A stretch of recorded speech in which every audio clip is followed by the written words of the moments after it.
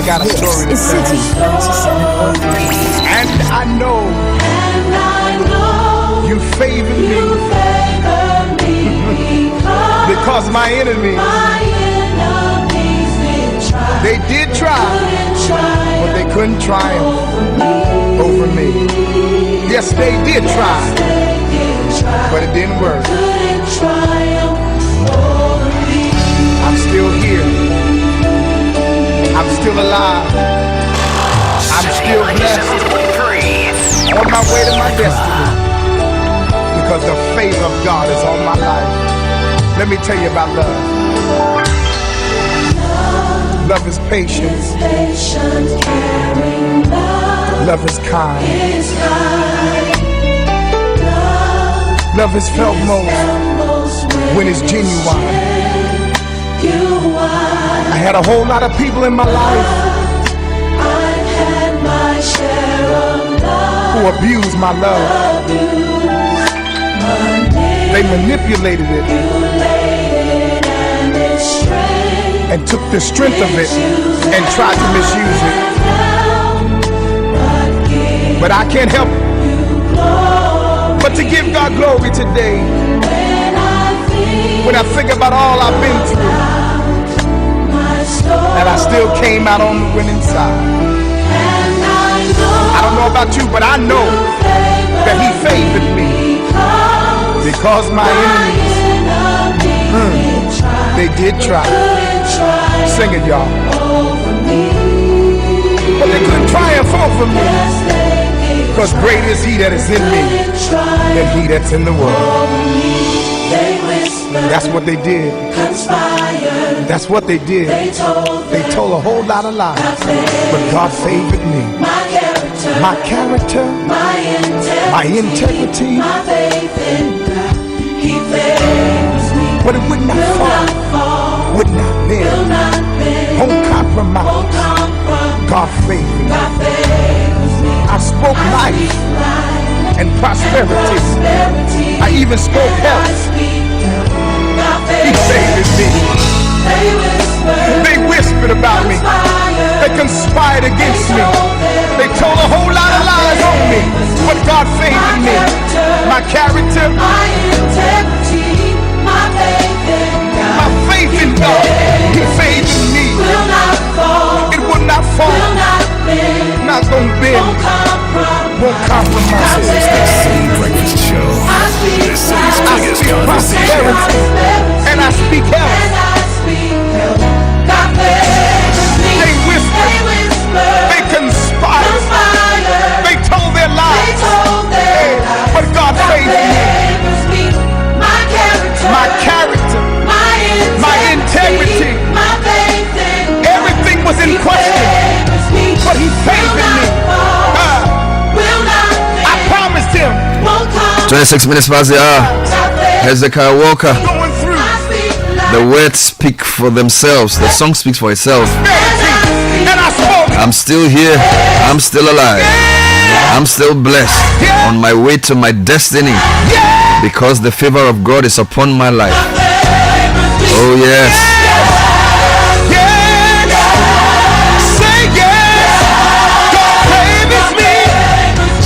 God favored me. Because even though my enemies did try, they couldn't triumph over me. Because greater is He that is in me than he that's in the world. And this is what they did. They conspired. They told their lies, a whole lot of lies. But God favored me.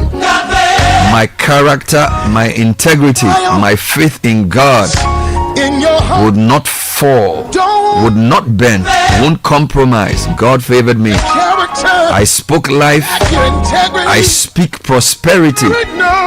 I even spoke health. He favors me. They whispered about me, conspired against me, a whole lot of lies.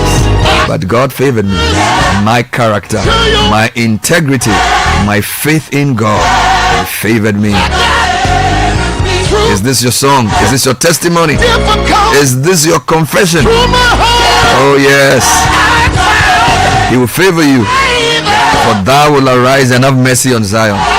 for the time to favor her. Yes, the set time is come. So I will not bend. I will not compromise. Oh yes, you must be strong and firm and bending when it comes to certain issues. I'll be happy to tell you why. God favors me.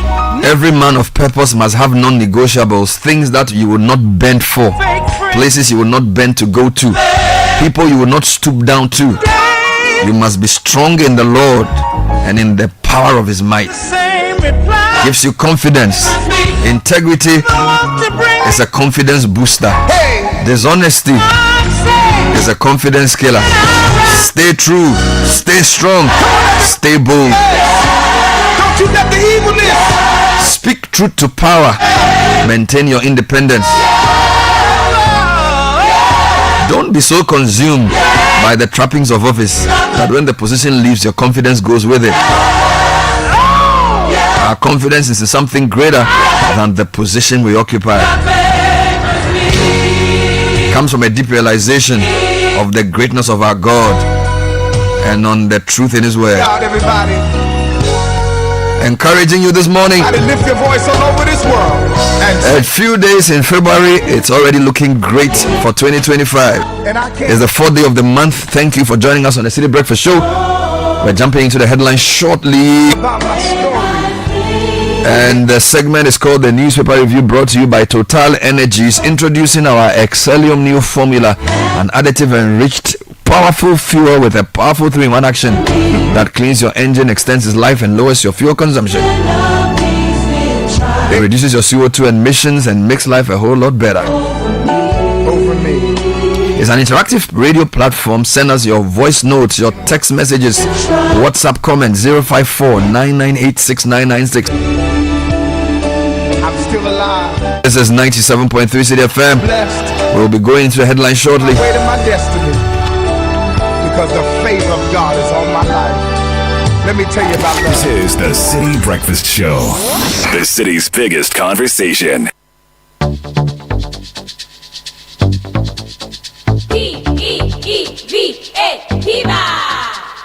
Looking for a burst of flavor in every sip?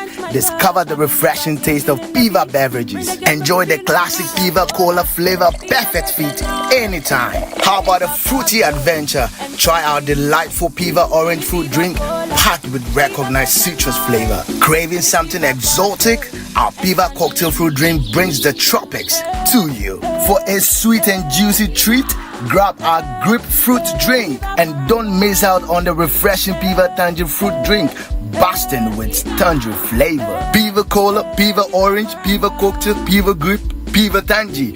Grab yours today. Available now at your local store. Call us on 055-00-322-31. Piva, a taste you love. This advert is FDA approved. P for Piva. Oh, jump on now. Go, the go. Go me. At what time will you come back where I don't hear the sound of your car? Why you buy new car? No, I not change my car. It be the same ride. It be the fuel way I change. Way one shouts it. Ever since I started using the all-new Excellium Premium Fuel, fortified with 3-in-1 action. Oh, Joe, now my car they run like electric car. No, it's so. This is the type of fuel where they want to. Cause now engine they cost. Where they want for way if I buy it, it go protect my engine. And with the small way I buy, I go drive, sir. Absolutely. It's like strapping a turbocharger to your engine and giving it a protector. And what they bust my mind, Seth, be the 3-in-1 action, no? Excellium, they prevent up to 99% of deposit. It be anti-wear, some be anti-corrosion. Won't pay when I open them. Hey, so where can I find this magical fuel? Just head over to any Total Energy service station and your car will thank you. Hey, then make a finish my gobe fast, then rush go Total Energies. My friend, but why your hand my gobe inside? I give you info. Make a fill the gobe too small. Go. Excellium is designed to protect your car engine, decrease fuel consumption, and lower CO2 emissions. Don't say fuel, say Excellium. Choose Excellium, choose quality. Join the conversation on the Citi Breakfast Show on Facebook at facebook.com/Citi97.3, Twitter at twitter.com/Citi973, and Instagram at instagram.com/Citi973 with the hashtag CitiCBS.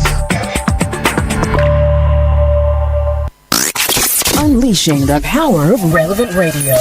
This is Citi 97.3.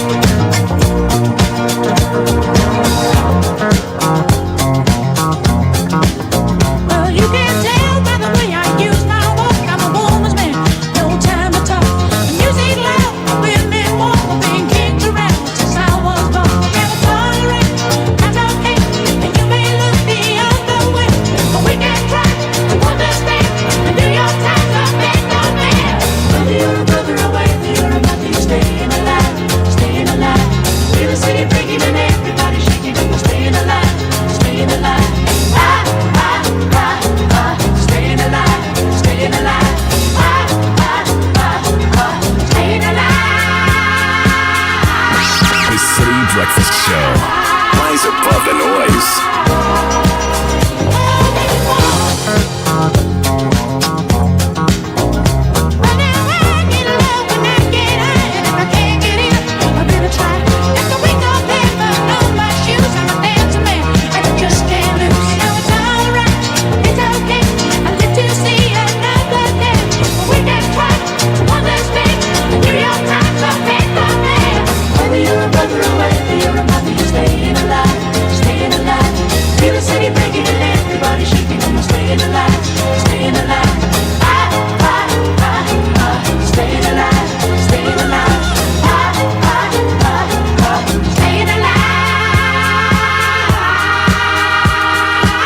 .34.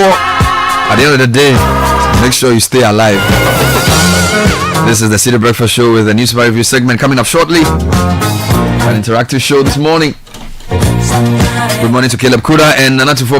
Gentlemen, good morning, Bernard. Welcome. Yes, so what are the papers saying today? So much we must collaborate to rid Accra of filth. That's what our new Greater Accra Regional Minister is saying on Daily Graphic this morning. AFCFTA to launch transit scheme on Abidjan Lagos corridor. And Swatraman owner has been arrested.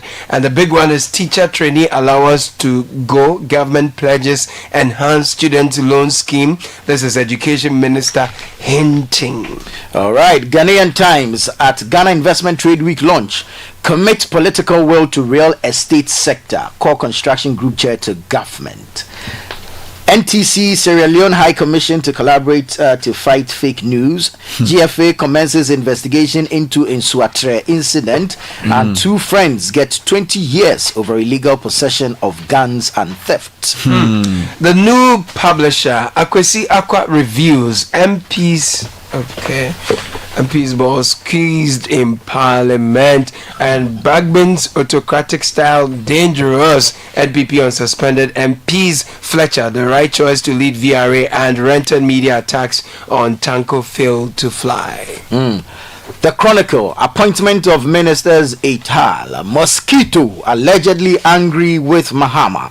Council of Elders to meet soon to settle the matter. Minority protest against suspension of MPs. Chaos at appointments committee sitting. Probe committee work. Okay, probe committee begins work. That's Bejer's committee. All right. And those who plundered Africa must go beyond symbolic gestures. All right. Okay. So Daybreak newspaper says Lord Cummins seized cars returned, and we are law abiding. This is the Minority Caucus, and this is quote unquote blind man loses Mahama appointment. This should be visually impaired, bro. And then Brimpon's GIPC appointment revoked. Coming up, the triangle of university lecturer, former NPP MP, and a now top government official, and how an Indian was scammed of over $5 million. It's a long one. Graphic Business this morning says move to halt cocoa smuggling. Cocoa Board prioritizes farmer payments. Pension funds must be divested beyond Ghana. This is the EcoBank CIO speaking. And inflation drops to 23.5%.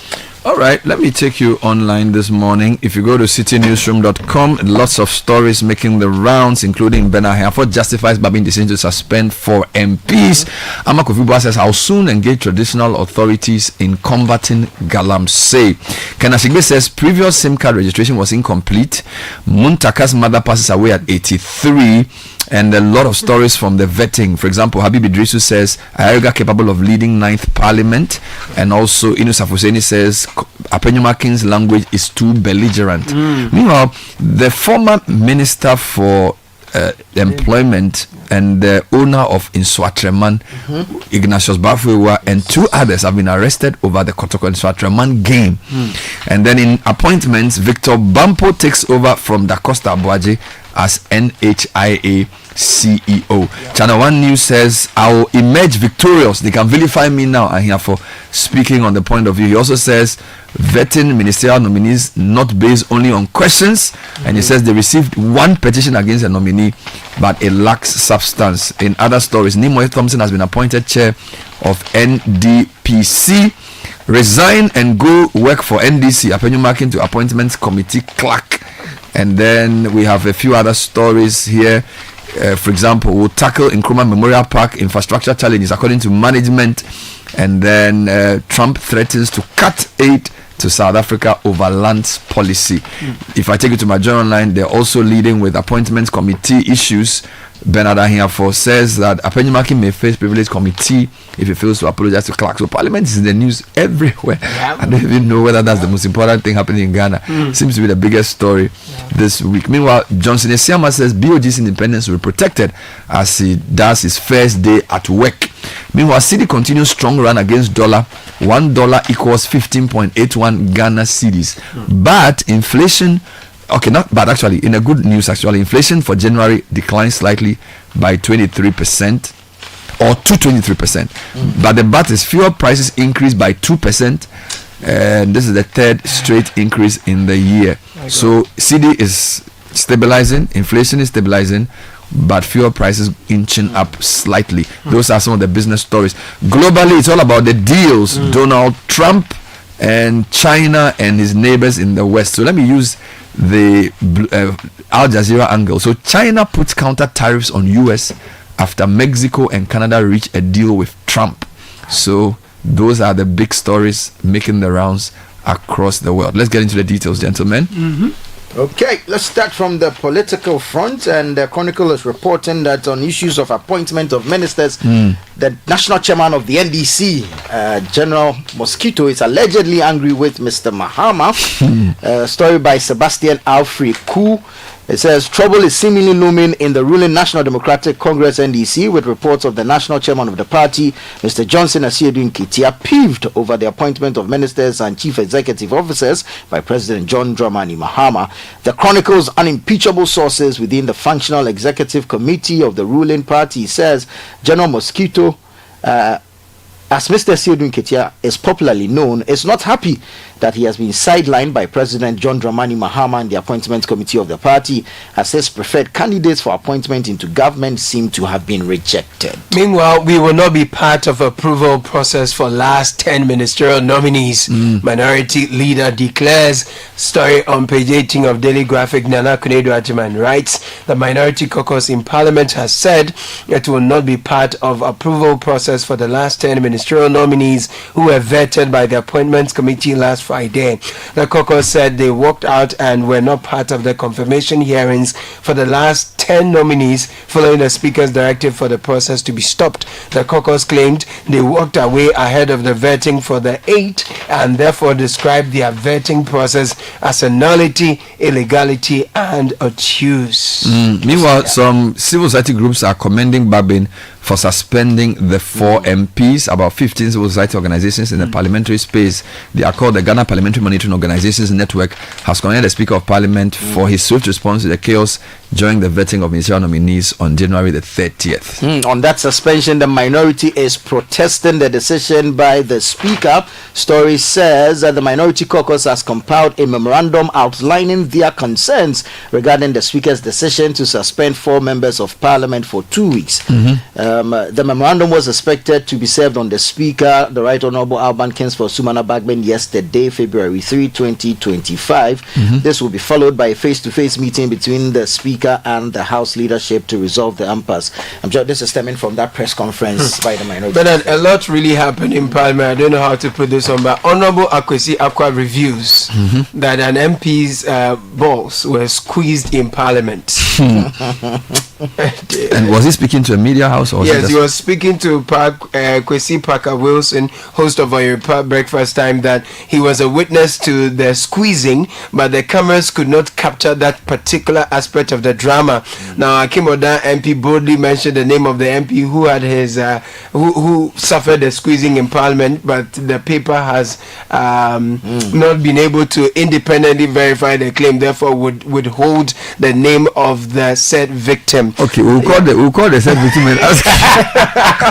The ad hoc committee has a lot of work to do. Oh my God.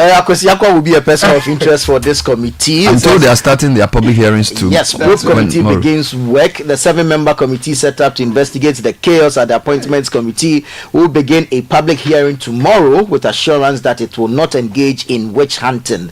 The chairman of the committee, Emmanuel Bejra, addressing journalists in Accra yesterday, said the probe would aim at soliciting evidence to identify real culprits, adding that the objective is to ensure a fair and transparent process. Let me take you to this very sad and troubling incident that occurred in Sunyai.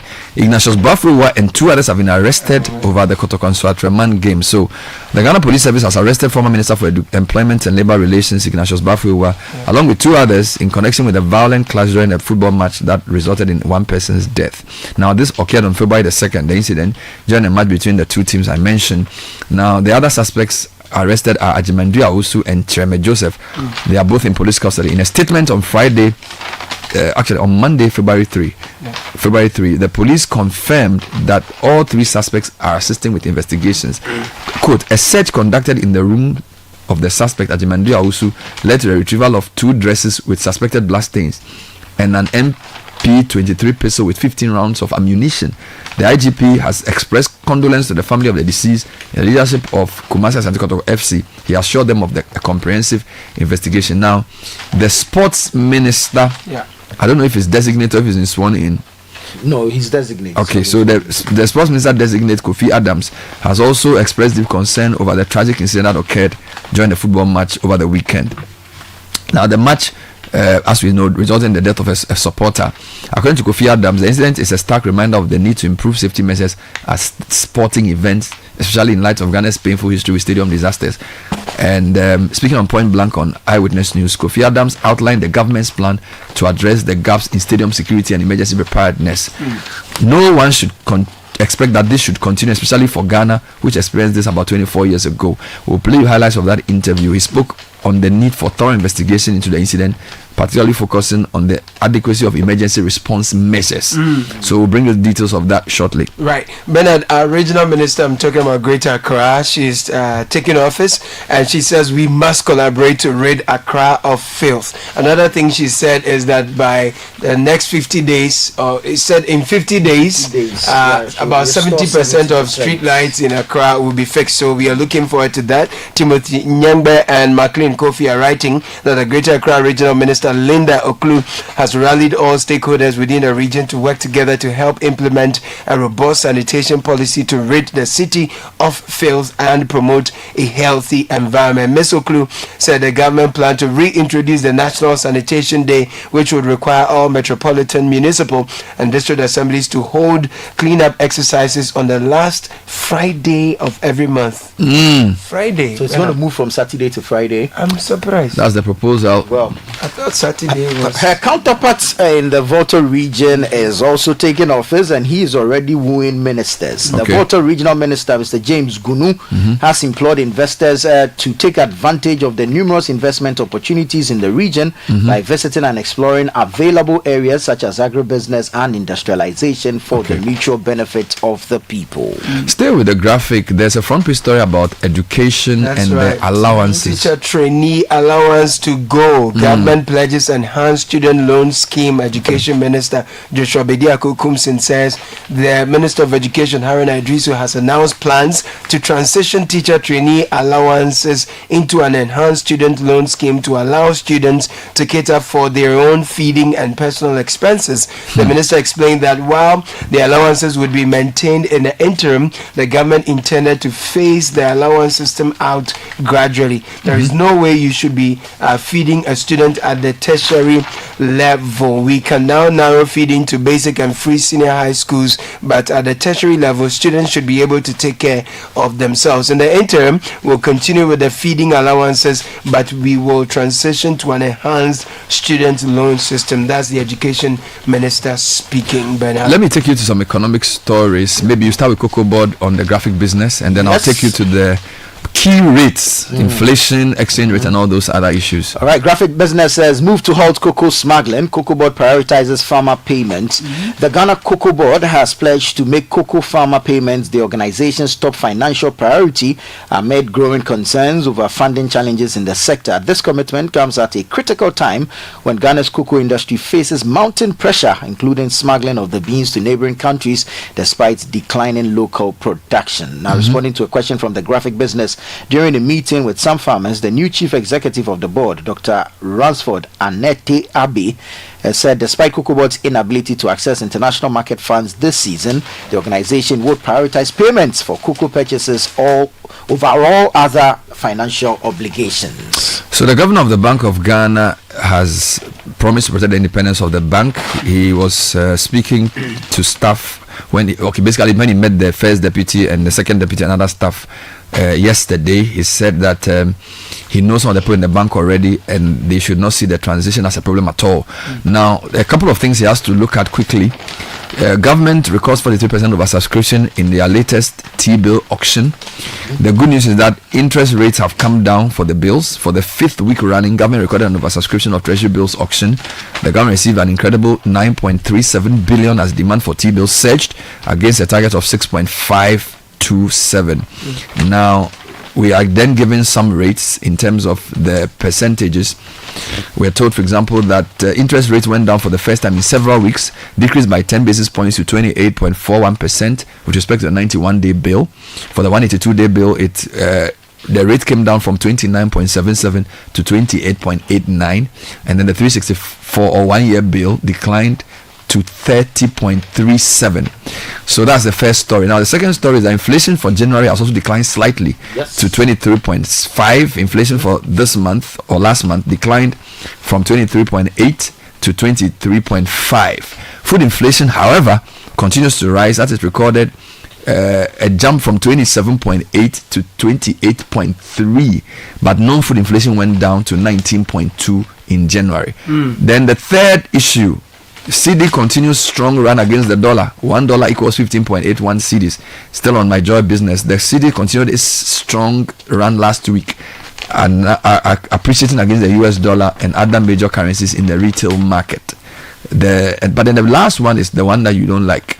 Fuel prices have gone up slightly, and this is the third increase in 2025 January. So fuel price increased by 2%. Petrol sells at 15.72, diesel 16.60. So that's the only problem there. Jesus. But everything else looks a bit better. Well, the IMF boss has been speaking. Inflation kept with interest rate hikes, no recession. So Managing Director of the International Monetary Fund, Kristalina Georgieva, has described the global economy's ability to reduce inflation without sparking a recession as unprecedented. She was speaking at the World Economic Forum annual meeting in Davos, Switzerland, where she noted that previous inflationary periods often led to aggressive interest rate hikes, resulting in economic downturns. However, she highlighted that the current approach has kept inflation in check while maintaining economic growth. SIM card registration is happening again, according to the incoming minister. And yesterday, the CEO of the Ghana Chamber of Telcos has clarified that previous SIM registration was not useless, but rather incomplete. Now, he was speaking on Eyewitness News in reaction to the statement by Samuel George, who joined his vetting, said that there would be a seamless system that integrates directly with the NCA for a SIM registration.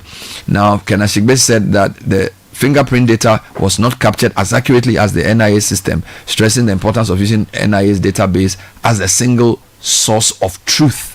Meanwhile, Maximus Ametogo has been speaking on this, and he says re-registration will not necessarily stop SIM card fraud or mobile money fraud. So Telco Consultant has basically said that even though the SIM registration may be good, he doesn't think that it will lead to an end in Momo fraud, because of course the minister made this point during his vetting about how to reduce the incidence of Momo fraud. Now there have been some new appointments. So Victor Bampo, former Deputy Minister of Health, who used to work for the Global Fund, is now becoming the new CEO of the National Health Insurance Authority. And Dr. Victor Asare-Bampo, until his appointment, was working with the Global Fund in the United Nations. A public health specialist who is known in the public health sphere. There are a couple of other appointments. Nimoy Thompson returns to NDPC, and then Chumbuafo heads FIC. Okay. President John Dramani Mahama has appointed Dr. Nimoy Thompson as chairman of the National Development Planning Commission, NDPC. The appointment of the development economist is pending the consultations with the Council of State. A statement signed by the acting spokesperson to the president, Felix Kwachu Fusu, announced. So he was a CEO and he was DG, and then he's now back as board chair, and then Mr. Chumbuafo. Where does here? No, it's Kojo Chumbuafo. Yes, Albert Kojo Chumbuafo, acting chief executive officer of the Financial Intelligence Center. His appointment is also pending the reconstitution of the board of the FIC.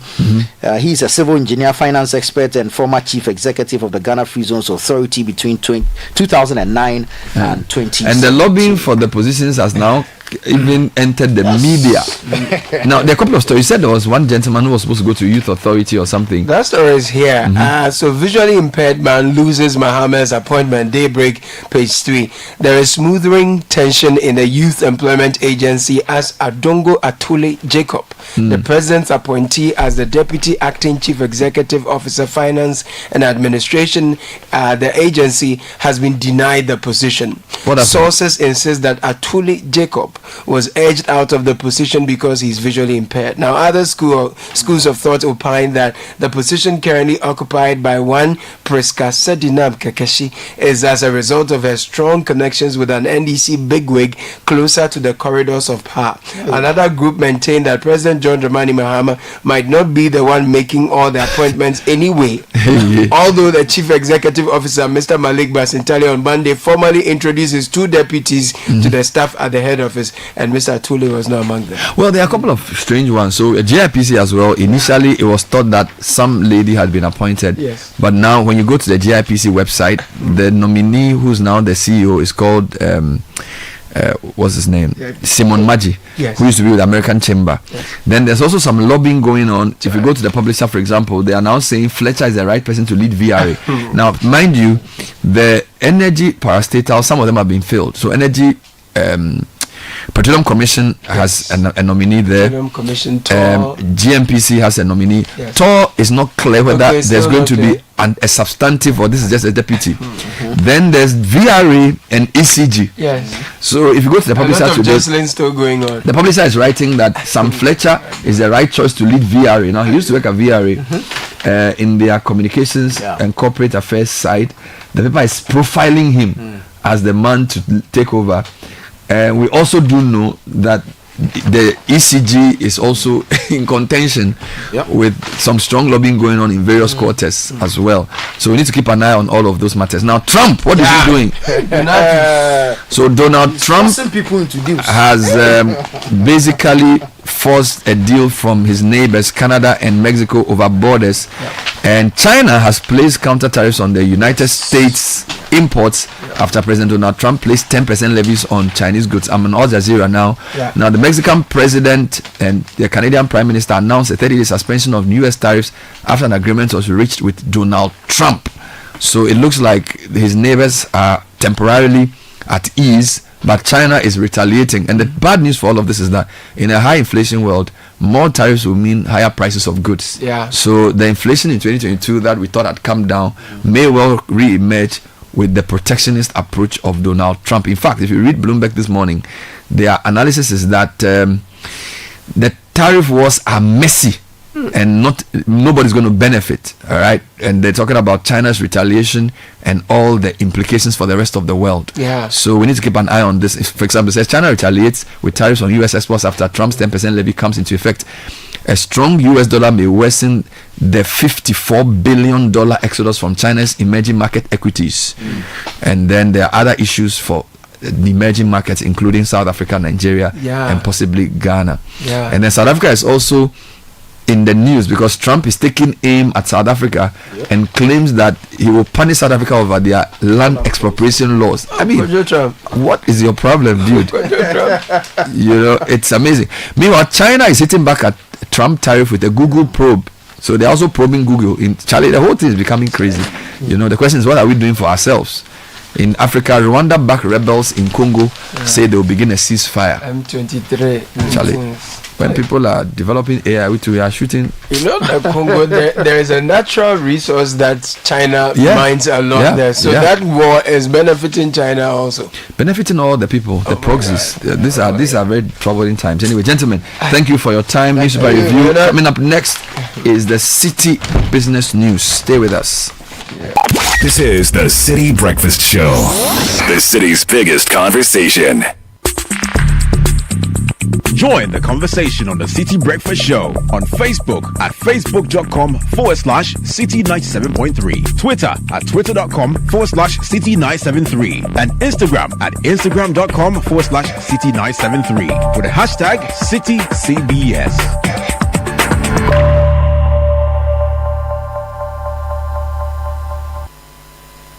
This is the Citi Breakfast Show, the city's biggest conversation. It's 7:07 and the Citi Business News is brought to you by MTN. Why wait to own your dream phone when you can have it now without breaking the bank? With MTN Speak and Pay Later, you can own your perfect smartphone and pay in easy installments over 4 to 6 months. The best part is that all phones come with up to 3 gig free data, so you can share pictures and get all the biggest scoops online for the first 6 months after purchase. Simply dial *170#, choose device pick and pay later under the loan menu to start the process with just a small initial deposit. You can then stop by any MTN service center to grab your dream phone today and enjoy the ultimate smartphone experience. News is also brought to you by EcoBank. Don't be scammed this festive season. Fraud activities are on the rise as scammers continue to target customers of various banks through phone calls, text messages, and emails. Please don't give your bank account details to anybody on phone.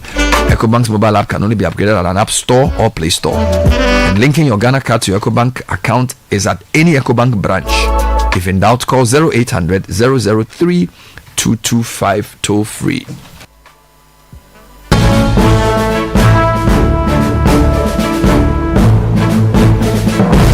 Lat is here with the Citi Business News. Good morning. Hello, Bernard. Good morning to you. Welcome to the breakfast edition of Citi Business News, proudly brought to you by MTN, Goyle, and EcoBank. Coming up this morning, new Bank of Ghana governor to focus heavily on core inflation targeting framework, among other policy adjustments for overall macroeconomic stability.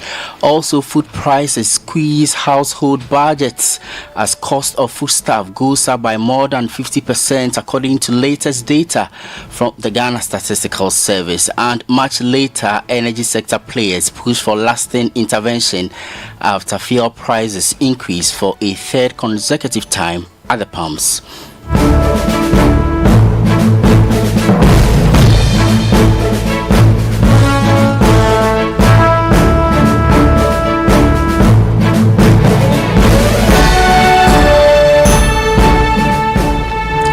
I am Ni Lati. Thank you for joining us this Tuesday morning. Now, tackling Ghana's economic challenges, particularly the persistent inflationary pressures as well as ensuring price stability. These are what will dominate the core mandate of the new governor of the Bank of Ghana, Dr. Johnson Isiama. The governor who took office yesterday says he will not depart from implementing the bank's inflation targeting framework, among other key policy adjustments to enforce economic stability. In his first official meeting with deputy governors, Dr. Isiama promised that his leadership transition will be seamless, uphold the bank's operations and strategic decisions going forward. And see how the transition can be.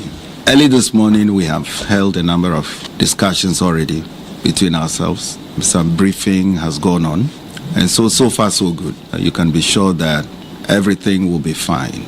We are focused on our mandate, and that is what matters. And so you can look forward, to us executing our mandate as we've been doing.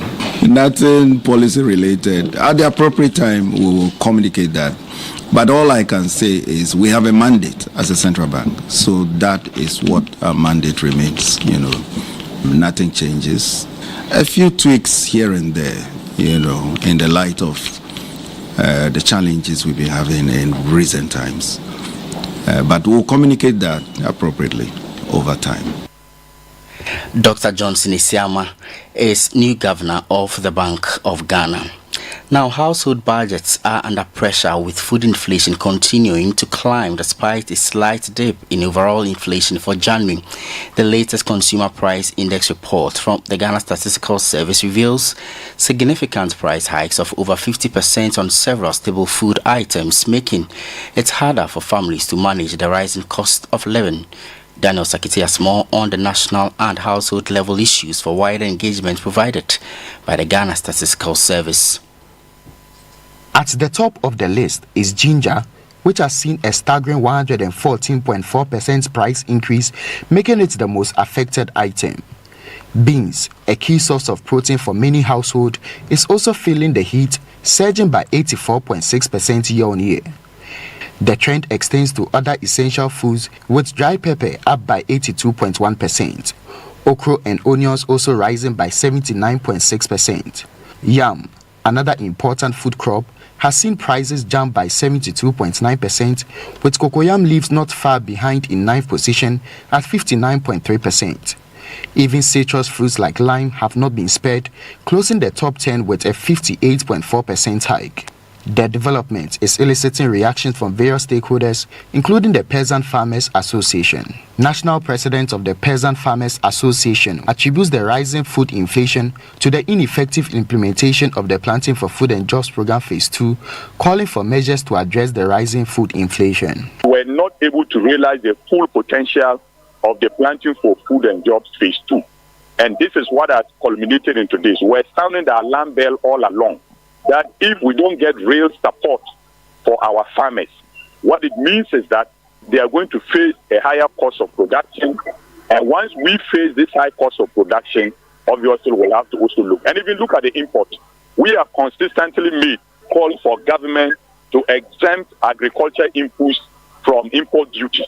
Consumers remain cautiously optimistic, hoping that food prices will stabilize in the early days of February. However, with inflationary pressures still lingering, many households may continue to feel the pinch in the months ahead. Economist Professor Patrick Esumi wants drastic measures to tackle food inflation. I think at this point, an intervention that will help in the immediate term is for the state to get involved and then marshal all the resources we can to start some large-scale farming for some of the major staples, rice, maize, and some of the tubers. Because when you see the inflation that is coming, those are the items that are having some of the highest inflation. Economist Professor Patrick Esumi ending Daniel Sakite's report. Now, fuel prices have risen for the third time this year, with several oil marketing companies adjusting their prices upward in the first pricing window of February. Shell, for instance, has increased petrol from 15 cedis 59 pesos to 16 cedis 23 pesos per litre, and diesel from 15 cedis 79 pesos to 16 cedis 20 pesos. Star Oil has kept petrol at 14 cedis 99 pesos per litre, but raised diesel from 14 cedis 99 pesos to 15 cedis 37 pesos. The Chamber of Petroleum Consumers Ghana (COPEC) is thus urging swift government intervention to address the rising fuel cost. Duncan Amwa is Executive Secretary of COPEC. Clearly, we are not out of the woods, and something has got to give, and a plan or a strategy has got to be in place to cushion all of us. You can't continue to have your refinery down. You can't continue to import everything. You can't continue to not have a strategic reserve at this point. You can't continue to be a price taker and expect that your people will get, fuel the price you wanted. So something has got to be done, and what will be done, I'm sure the new government will take cognizance of these developments. If nothing is done, then you are probably in for a bullish year. Duncan Amwa is Executive Secretary of COPEC. Now, the legal dispute over the appointment of Acting Commissioner General of the Ghana Revenue Authority, Anthony Kwesi Sapon, has been abruptly resolved. The plaintiff, Emmanuela Safowa, has officially withdrawn her case from the High Court of Justice in Accra. The lawsuit, filed in January 2025, had raised concerns over potential conflicts of interest due to Mr. Sapong's past association with KPMG, as well as flaws in the appointment process. In a notice dated February 3, 2025, the plaintiff withdrew all the claims, bringing the legal action to a close. Now, the outgone Chief Executive Officer of the Ghana Tourism Authority, Kwesi Agyeman, has called on his successor to focus on advocating for the harmonization of taxes for industry stakeholders.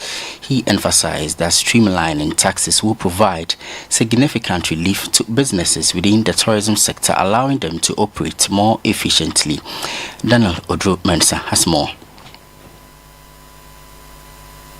At a brief ceremony to welcome the acting CEO, the outgone CEO, Kwesi Agyeman, expressed confidence in her leadership and ability to advance the authority's objectives. We have a very big private sector industry where you have the hotels, car rentals, tour guides, tour operators, catering association, and all that. How do we make sure that we lessen the burden for them? Because they always been talking about multiplicity of taxes and limits. How do we work to harmonize that so that they who are the drivers of the industry, really in the real sense of the word, can go about their business? But I wish her well. I believe that she will succeed because we have a very strong team here at GTA. Meanwhile, the acting CEO, Marilyn Mami Efua Edu Wajeto, affirmed her trust in the authority's staff, emphasizing her commitment to realizing her vision for the organization with their support. The team that he put together that made him so successful is the same team that will support me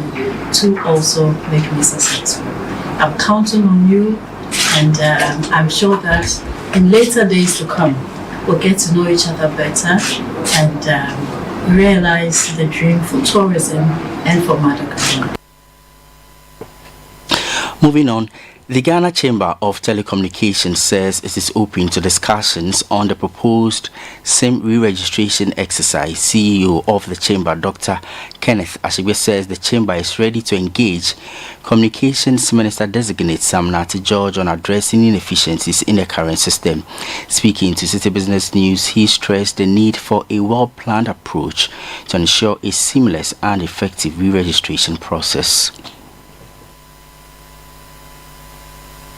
The engagement with the minister, we need to understand what he has in mind, and we also have some ideas about some of the things that we believe we should do, because beyond even just building the SIM registry database that is aligned with the NIA database, we have been having some conversations with, for example, the Ghana Association of Banks, for example, where that if you are found to have committed a fraud because your SIM card is linked to your Ghana card, and it's the same Ghana card you've used in opening that account. It should be able to happen that once the fraud is committed either on the EMI side, ASM side, or on the bank, you will be blocked in such a way that you will not even be able to, if you go to the bank and want to do another transaction.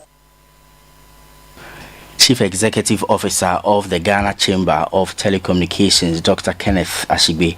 On the forex market, the dollar trading as 15 cedis 90 pesos, the British pound at 19 cedis 80 pesos, that of the euro going for 16 cedis 70 pesos.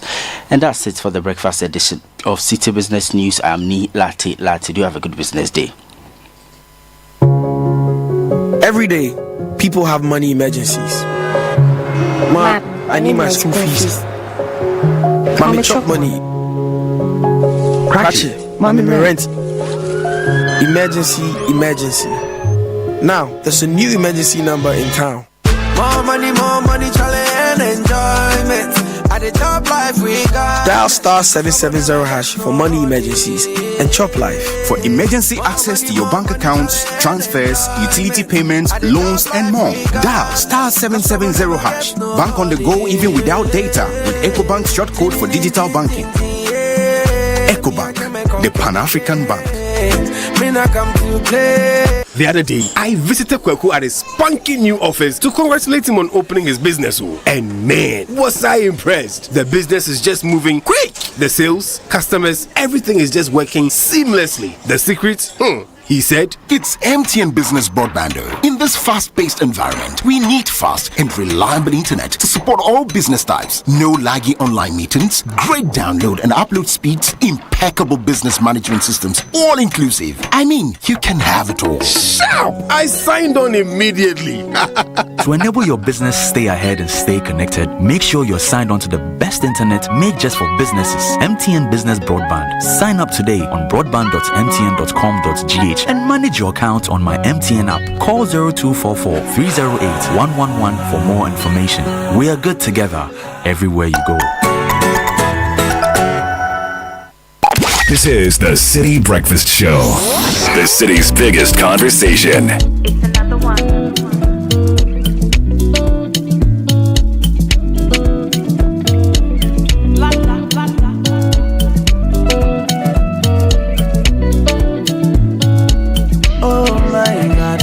Me say I know, you do me bad then you know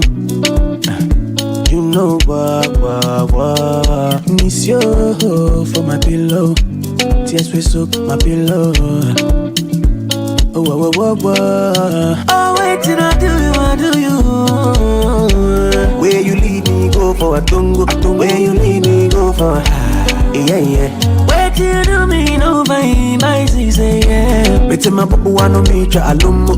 Mete my bubu wano meja yeah. Ole tell me what. It's 14 after 7. Kickoff is coming away shortly. Brought to you by Zonda Ghana Limited and Shell.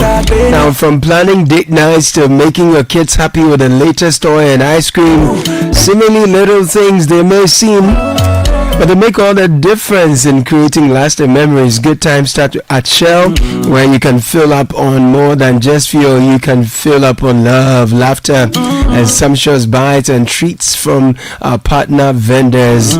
Juicy chicken, filling burgers, snacks, a space to just unwind. Trust me, you will find it all at Shell. While you enjoy yourself with your family and friends, your car can also get the love it deserves at the Shell service station and wash bay. It's one roof for everything. Visit Shell today. Shell, go well. Where you lead me go for a tungo, where you lead me go for a. And Edwin Kofi joins us with kickoff this morning. Good morning, Edwin. Good morning, Caleb. Charlie, bro, how are we? I'm good. How about you? I'm very well, thank you. What's happening in the world of sports today? We've got some updates from the chaos between Kumasi Asante Kotoko and Nkrumah, which led to the death of one fan. Very sad. And we've got some Premier League news. Last night, Chelsea were in action against West Ham. We'll find out what happened to the Blues. Great, let's kick off.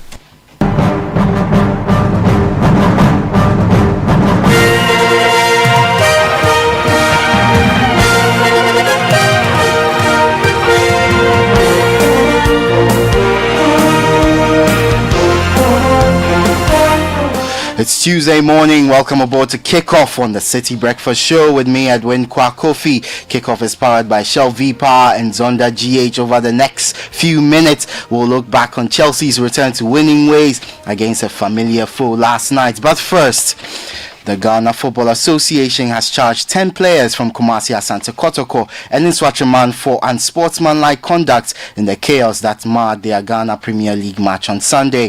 Videos from the Nana Konamansa Park showed players from both sides engaged in fisticuffs, ultimately disrupting the match week 19 game. Mohamed Karmara, Justice Blay, Gilbani O'Neill Samba, and Andrews Intimenu are players from Kotoko who have been charged, while Stephen Diu, Frank Dongbale, Abdul Rahman Mohammed, Walid Husseini, Mohammed Isaka, Eric Osei-Bonsu from Nkrumah are also facing charges from the Ghana Football Association. In a related story, the Ghana Police Service has arrested former Minister of Employment and Labour Relations Ignatius Bafo-Iwa along with two others for their alleged involvement in violent clashes in the same game. The clashes resulted, of course, in the death of Kotoko superfan Francis Frimpong. The other suspects, identified as Ajimandia Owusu and Treme Joseph, are also in police custody. A statement issued on February the 3rd said the police said all three suspects are assisting the police with investigations. In saying on that story, Ghana Premier League giants Accra Hearts of Oak have condemned the found violence in the game between Kotoko and Nswatraman that resulted in the demise of Francis Frimpong. In a statement, the Phobians commiserated with the family of the deceased and said such acts were detrimental to the reputation of the Ghana Premier League. The club therefore urged the Ghana Football Association and other stakeholders to join a campaign to eliminate hooliganism from Ghana football. To Europe now, where Chelsea are back in the top four after a 2-1 win over West Ham at Stamford Bridge. The Hammers took a shock first half lead as Jared Bowen pounced on a loose back pass from Chelsea defender Levi Colwill and put the ball past goalkeeper Philip Jorgensen. The Blues found an equalizer in the second half through substitute Pedro Neto before Cole Palmer's strike deflected off Aaron Wan-Bissaka and past West Ham goalie Alphonse Areola. Let's hear from the man of the match from yesterday's match, Chelsea's Moises Caicedo. It was a very great win for us. We were working for this and we get today. What does it say about the spirit and the work ethic of this team to go one down in the way that you did and to come back and win it in that fashion? Because we thought we want to win this game. That's why the team was really well at the second half. We told each other. We react really well. That was Chelsea midfielder Moises Caicedo. He was man of the match from their game against West Ham. Now let's hear from Chelsea boss Enzo Maresca. Yeah, huge win, especially because it's been mentally tough, because against team that they come here just waiting for our mistakes, sitting behind with 10 players, 11 players. It's not easy because there are no space to attack, so it's difficult. But even with that first half, I think we shot more than 10 times. We create 4 or 5 clear chances that unfortunately we missed the target, and then we concede a goal. And second half we just continue in the same way, knowing that they could drop a little bit, because to maintain the same intensity for 95 minutes is not easy. And second half I think we scored twice, but overall we deserve to win the game.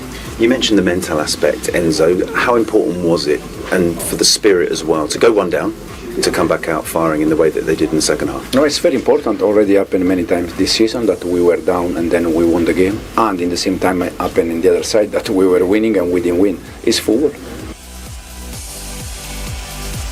That was Chelsea boss Enzo Maresca. Well, last night was transfer deadline day. We saw a number of big deals go through, and it turns out Premier League clubs spent around £370 million in the winter transfer window, significantly up on the £100 million paid out last year, with Manchester City spending almost as much as the other 19 top flight teams combined. Of course, City completed the transfer of midfielder Nico Gonzalez from Porto for a fee of about £50 million. It adds to their signings earlier in the window of Eintracht Frankfurt's Umar Mamouche for £59 million, Palmeiras' Victor Reis for £29.6 million, and Lens's Abukodir Kuzanov for £33.6 million. And of course, huge transfer window there for Manchester City. But Aston Villa also had a really big deadline day.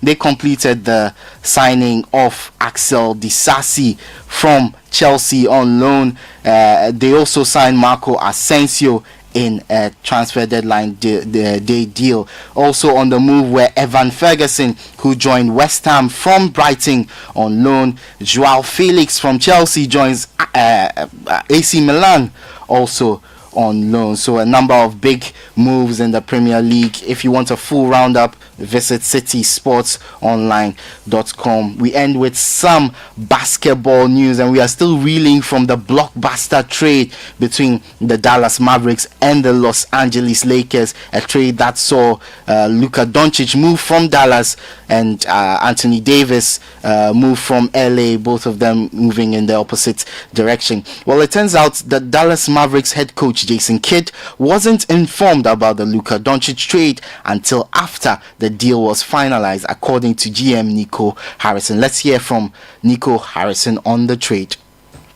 And I'd like to give Rob Pelinka a lot of credit. You know, trades, you guys have been around here, trades don't happen at the smallest level without stuff getting out. And Rob and I were able to have, you know, really intense conversations over the course of, 3 or 4 weeks that started out as a coffee that, was more, hey, would you ever, I don't know, would I? Let me think of, and then it built upon that. And, we kept it between us. We had to keep it tight. J Kidd didn't know about it. But J Kidd and I are aligned, and we talk about archetypes, and we talk about the culture that we want to create. So I know the type of players that he likes without actually talking to him. Hey, would you like, so I know that. And J Kidd coached them when they won a championship. So I think when you're aligned with your coach like that, I know the type of players that he likes. And so I felt good about it making sense to where we're trying to go. You heard Dallas Mavericks general manager Nico Harrison speaking on the blockbuster trade that saw Luka Doncic move from the Dallas Mavericks to the Los Angeles Lakers, and saw Anthony Davis move in the other direction to Dallas. And that's the latest in the world of sports. For more on all these stories, visit citysportsonline.com. We bring you updates on X on at City Sports GHA, and on YouTube at City Sports Ghana. Be sure to subscribe and hit the notification bell to ensure you don't miss out on any of our stories. Kickoff is powered by Shell V Power and Zonda GH. I am Edwin Kwakofi. The Citi Breakfast Show with Bernard Avle continues. It's not just a service station. It's a place you get more for every visit. It's not just a place to fill your tank. It's a place to fulfill your cravings. From chicken to chocolate, caramel or the tasty latte. It's not just a place to service your car. It's the perfect place to wash your ride. It's a place where convenience, love, friendship, joy and laughter assemble. Because it all starts at Shell. Visit Shell today and enjoy a wide array of services and offers under one roof. It starts at Shell.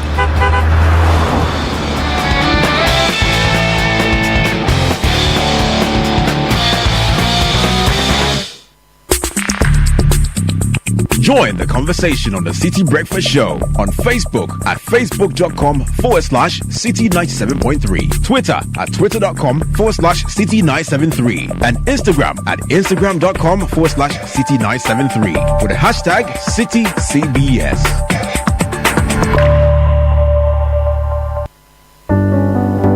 Imagine waking up in a beautiful home you can call your own, or watching the value of the plot of land you invested in grow year after year. This 2025, Apollonia City is inviting you to start the year right by making a smart investment in property. Apollonia City offers high-quality real estate that is ever appreciating. At Apollonia City, the value is not just your home or land. It is also the area that surrounds it. Tarred roads with safe speed limits, drainage for even the most punishing floods, and neighborhood planning that ensures your view will never change. Choose any of our serviced or semi-serviced plots or any of our beautifully crafted homes and enjoy up to a 3-year payment plan. Call us on 0275 577 577 or 0542 777 222 and let's help you start the year right. The Heritage Caravan 2025 is officially sold out!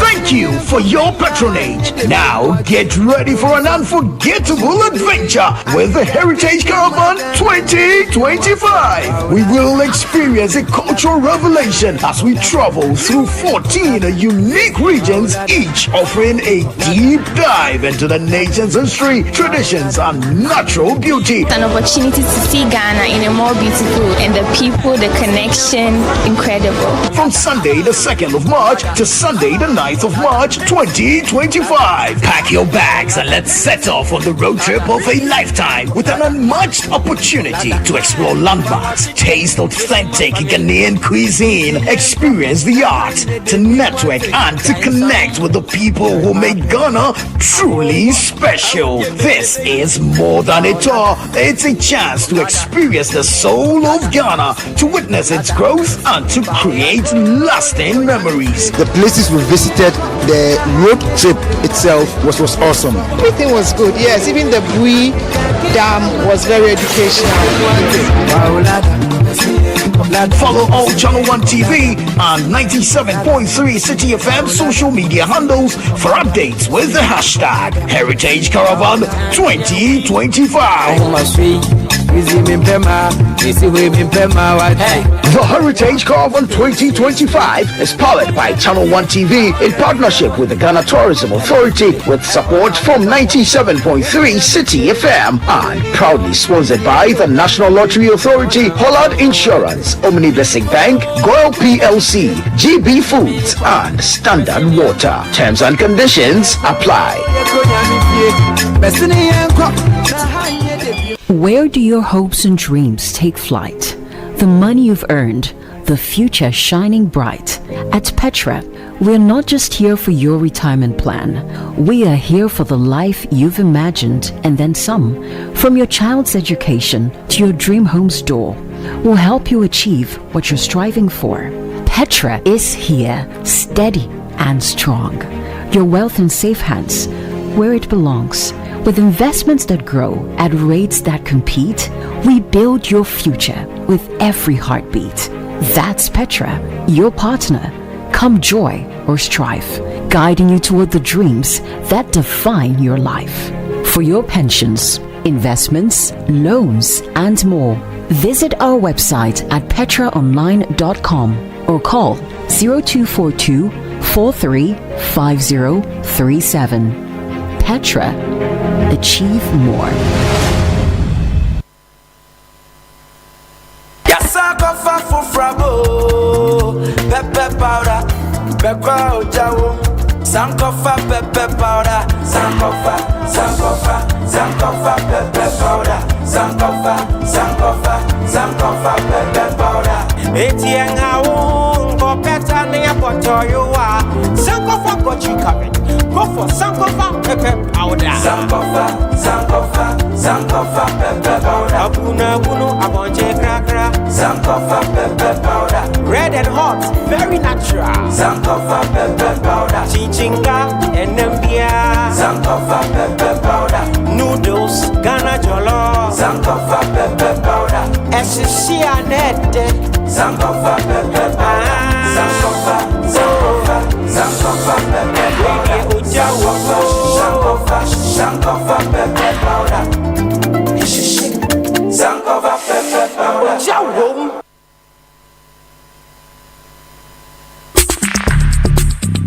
Join the conversation on the Citi Breakfast Show on Facebook at facebook.com/Citi97.3, Twitter at twitter.com/Citi973, and Instagram at instagram.com/Citi973 with the hashtag CitiCBS.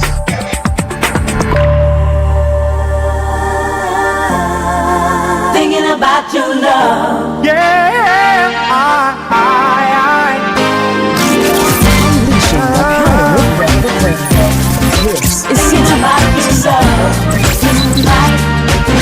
The Citi Breakfast Show. Rise above the noise. Hard sometimes and you can get discouraged when it seems as though our working lives are keeping us apart. Put your trust in me, baby, don't you worry. And it won't be long now, so we must be strong. There was times I know I let you down so badly. I never knew then what losing your love would mean to me. Ask for anything, I'll give it to you gladly. 'Cause you're part of me now, and you must believe that. If you're hurt, I'm hurting too. And I'm thinking about your love. If you need someone to care, I'll be there.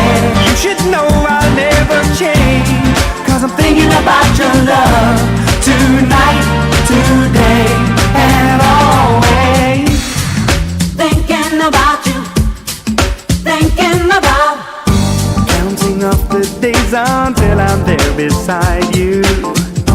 Till I hold you in my arms again, I find it hard to smile. So I'm asking you be faithful to me, baby, 'cause I'm coming through, and I'll always love you.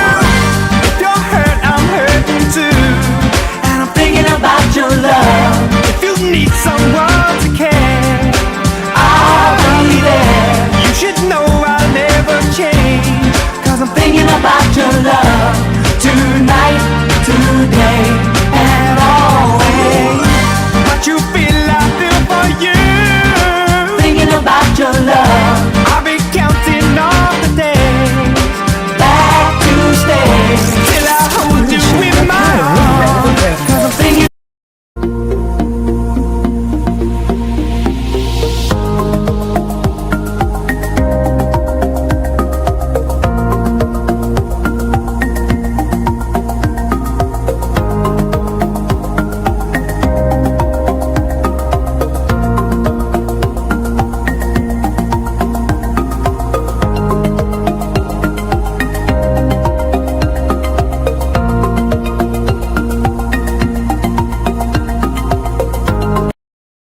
Show 4th February. Don't forget, this month has only 28 days. So basically there are 24 days left. So that's a little over 3 weeks, right? 3 weeks, 3 days. February is going to be very, very quick. Januaries are long, Februaries are slow.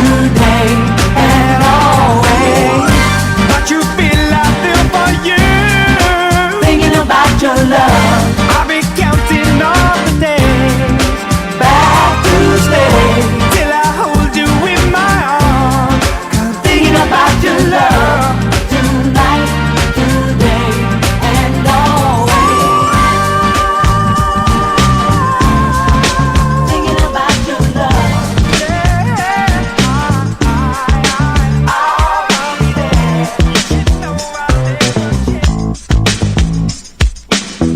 And happy birthday to Mrs. Paulina Kwe, Mrs. Dorothy Azu Ne Yemo, Mr. Osmond Lai, and Presbyter Michael Chakle, all of PCG Bethel congregation, coming in from near Shitiama. All right, indeed.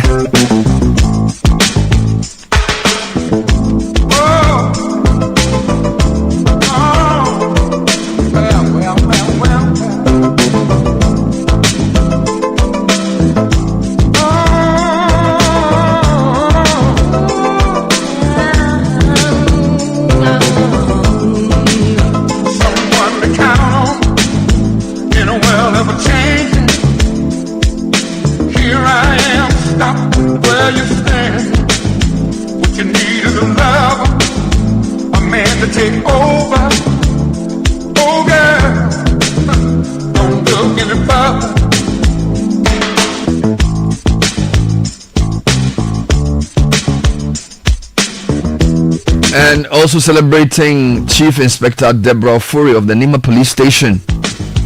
This is the Arms and Ammunition Department Division. From children, Sergeant Ajari Botwe and wife, as well as the entire family, continue to be a blessing. This is Chief Inspector Deborah Ofori of Nima Police. Happy glorious birthday to Lovelace Gladys Owusu, aka Mama Love of 80, formerly Airtel Tigo. Hope your day is as amazing as you are. From Stephanie and the entire customer engagement team in Tesano. Can I please wish my husband a happy birthday? To my beloved husband Kingsley Ohine. Happy birthday, my king, my hero, my number one, my greatest blessing since 2009. You've been my strength, my joy, and my forever love. Through every moment, your love has been my anchor, and your presence my greatest gift. Today I celebrate you, the incredible man, the devoted husband, and the loving soul that makes my world complete. May your day be filled with joy and success. With all my love, your wife, HR officer at ECG Roman Ridge. Hey, so your light will never go off.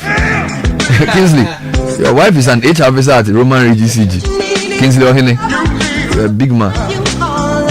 Good morning, happy birthday to Kezia Amakorda. God bless and keep you in all the entirety of the members of your being.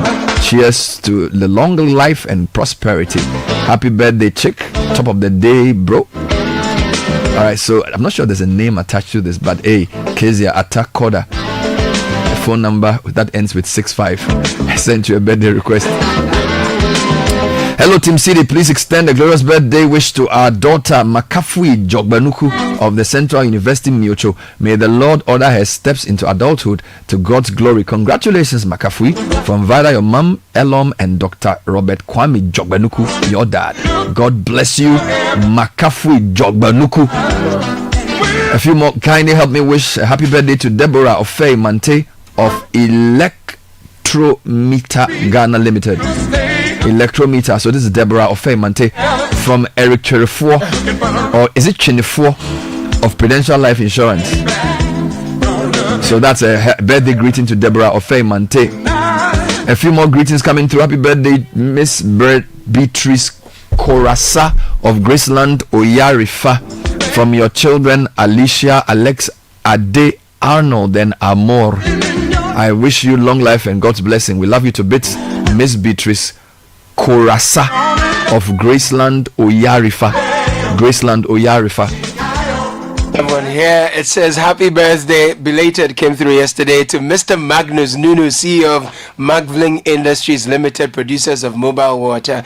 On this special day, we celebrate the most extraordinary person in our lives. We thank God for his grace and favor upon your life and for the unconditional love you shower upon us, a love that warms our hearts and completes our lives. May God continue to bless you with abundant health, happiness, and success. Your dedication and leadership inspires us all, and we are grateful for the light you bring into our lives. With all our love, your ever-loving wife, Sharon, and your amazing children. We'll bring you some updates on some key stories this morning. The latest from the shooting or the killing of a Kotoko supporter in Sunyai. A former minister has been arrested along with two others. We'll bring you some updates from there. We visited the Kwame Nkrumah Museum with our team to find out for ourselves what was there. We have a report for you from that area. And then some very troubling stories from the educational front. So while on the good side, the government has set up a committee to review education, in the past couple of days, there's been reports of lawlessness on our campuses. So the Accra Academy student who was shown using a cutlass to flog colleagues. I mean, the kind of horrendous cruelty that happens in secondary schools. And the growing lawlessness, we have reports of a number of students just fighting in secondary schools. What's going on? How do we salvage public secondary education?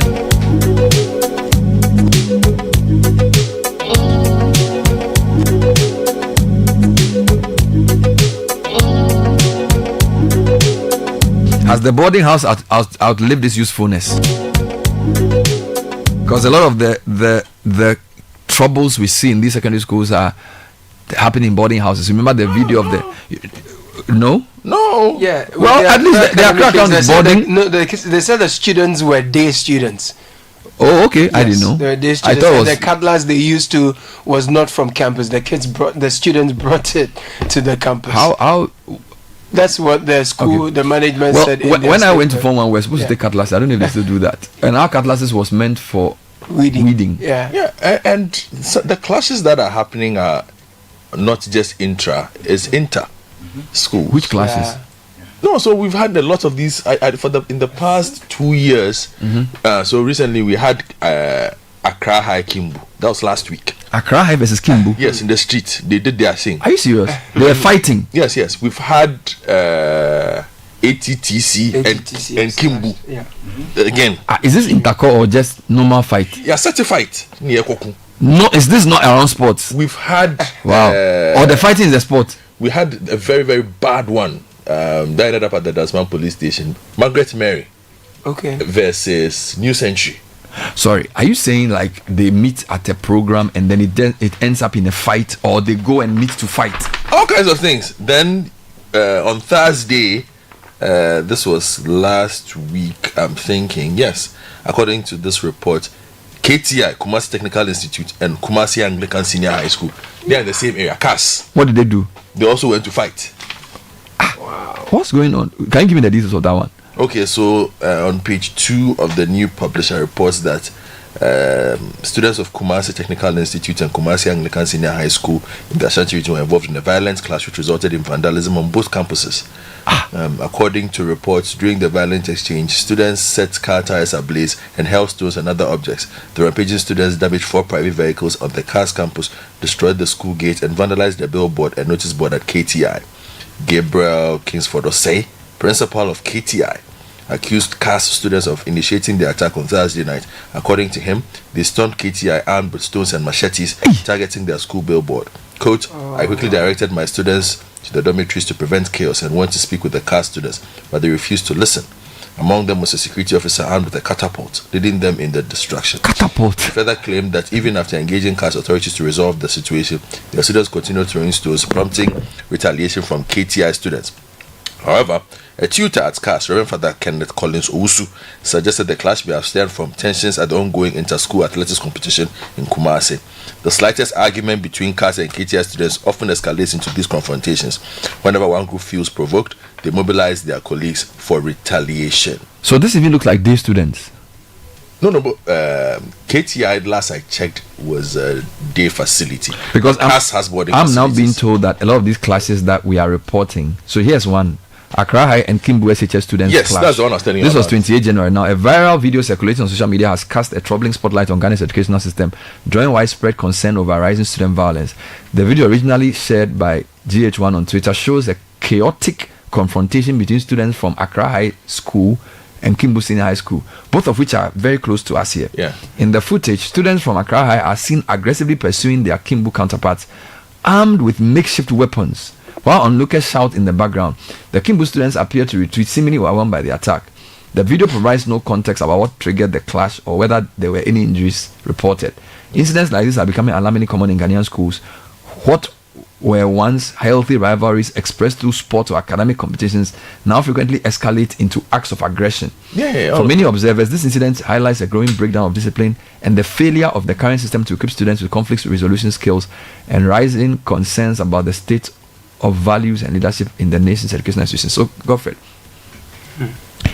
if a secondary school with 3,500 students has just one career counselor, if a student with 2,800 boarders has only 30 teachers on campus, you get it. Why? And these students are exposed to, and what do you call it? These students now mean they can watch television, they have their phones, so they are exposed to so many things. And you're keeping them in the school for a very short time. So maybe we need to expand the scope of the Education Review Committee's work to include dealing with violence in our secondary schools. Yes, because it looks like, and this, we've had quite a bit. I was just trying to do a quick search for you. So listen to this. So 6 days ago, Accra High and Kimbu Senior High School students clash. We've had KTI versus CAS. That was last week. I've seen in Suta SHS student class leaves 5 injured. Then we have in the Eastern region Osino Presby Senior High Tech students. There was a clash there too. Students clash at Bekwai SDA Senior High School. That one led to and the all of police this is getting within the involved. past 12 months. Then we had the fight, the very tragic story at Caleb's old school.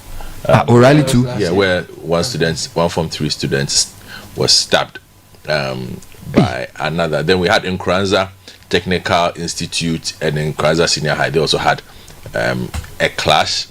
This is just last year. I'm surprised. Yes, this is just last year. Kotek SDA SHS classes 2 injured, 4 arrested. And then this was the really, really bad one. Which one? Christian Methodist and English man from Senior High School. It was bad. How long ago was that? This was last year in March. It was very, very, very Christian bad. Methodist and English man from Senior High School. Is it the Krimeto we know? Yes, but it was crazy. The things those kids did that day was mad. No, let's take this one by one. So you've mentioned the Asin in Suta SHS class leaves 5 students injured. This story says the brawl, a violent clash at Asin in Suta Greek Senior High School, has left 5 students injured. And this story is 2024 August. Okay. All right. It says the brawl at the school in the central region occurred between Form 2 and Form 3 students.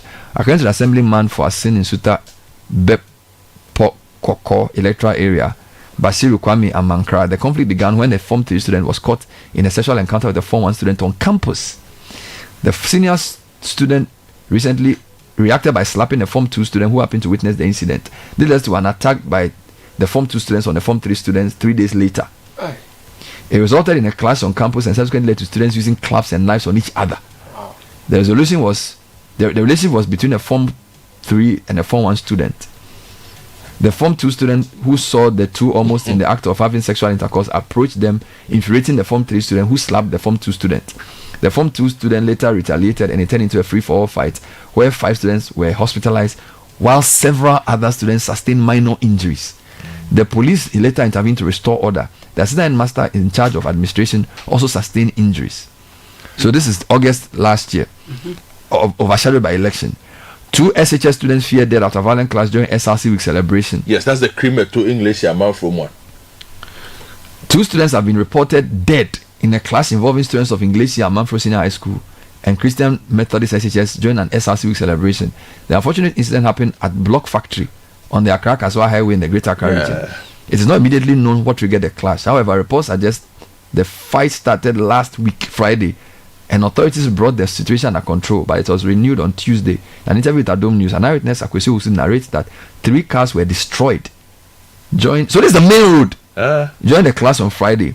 Owusu says some students of Christian Methodist SHS went on rampage, attacking any NASEC student they came across. In a reprisal attack, NASEC students also stormed the campus of Christian Methodist to unleash mayhem. They hired a bus.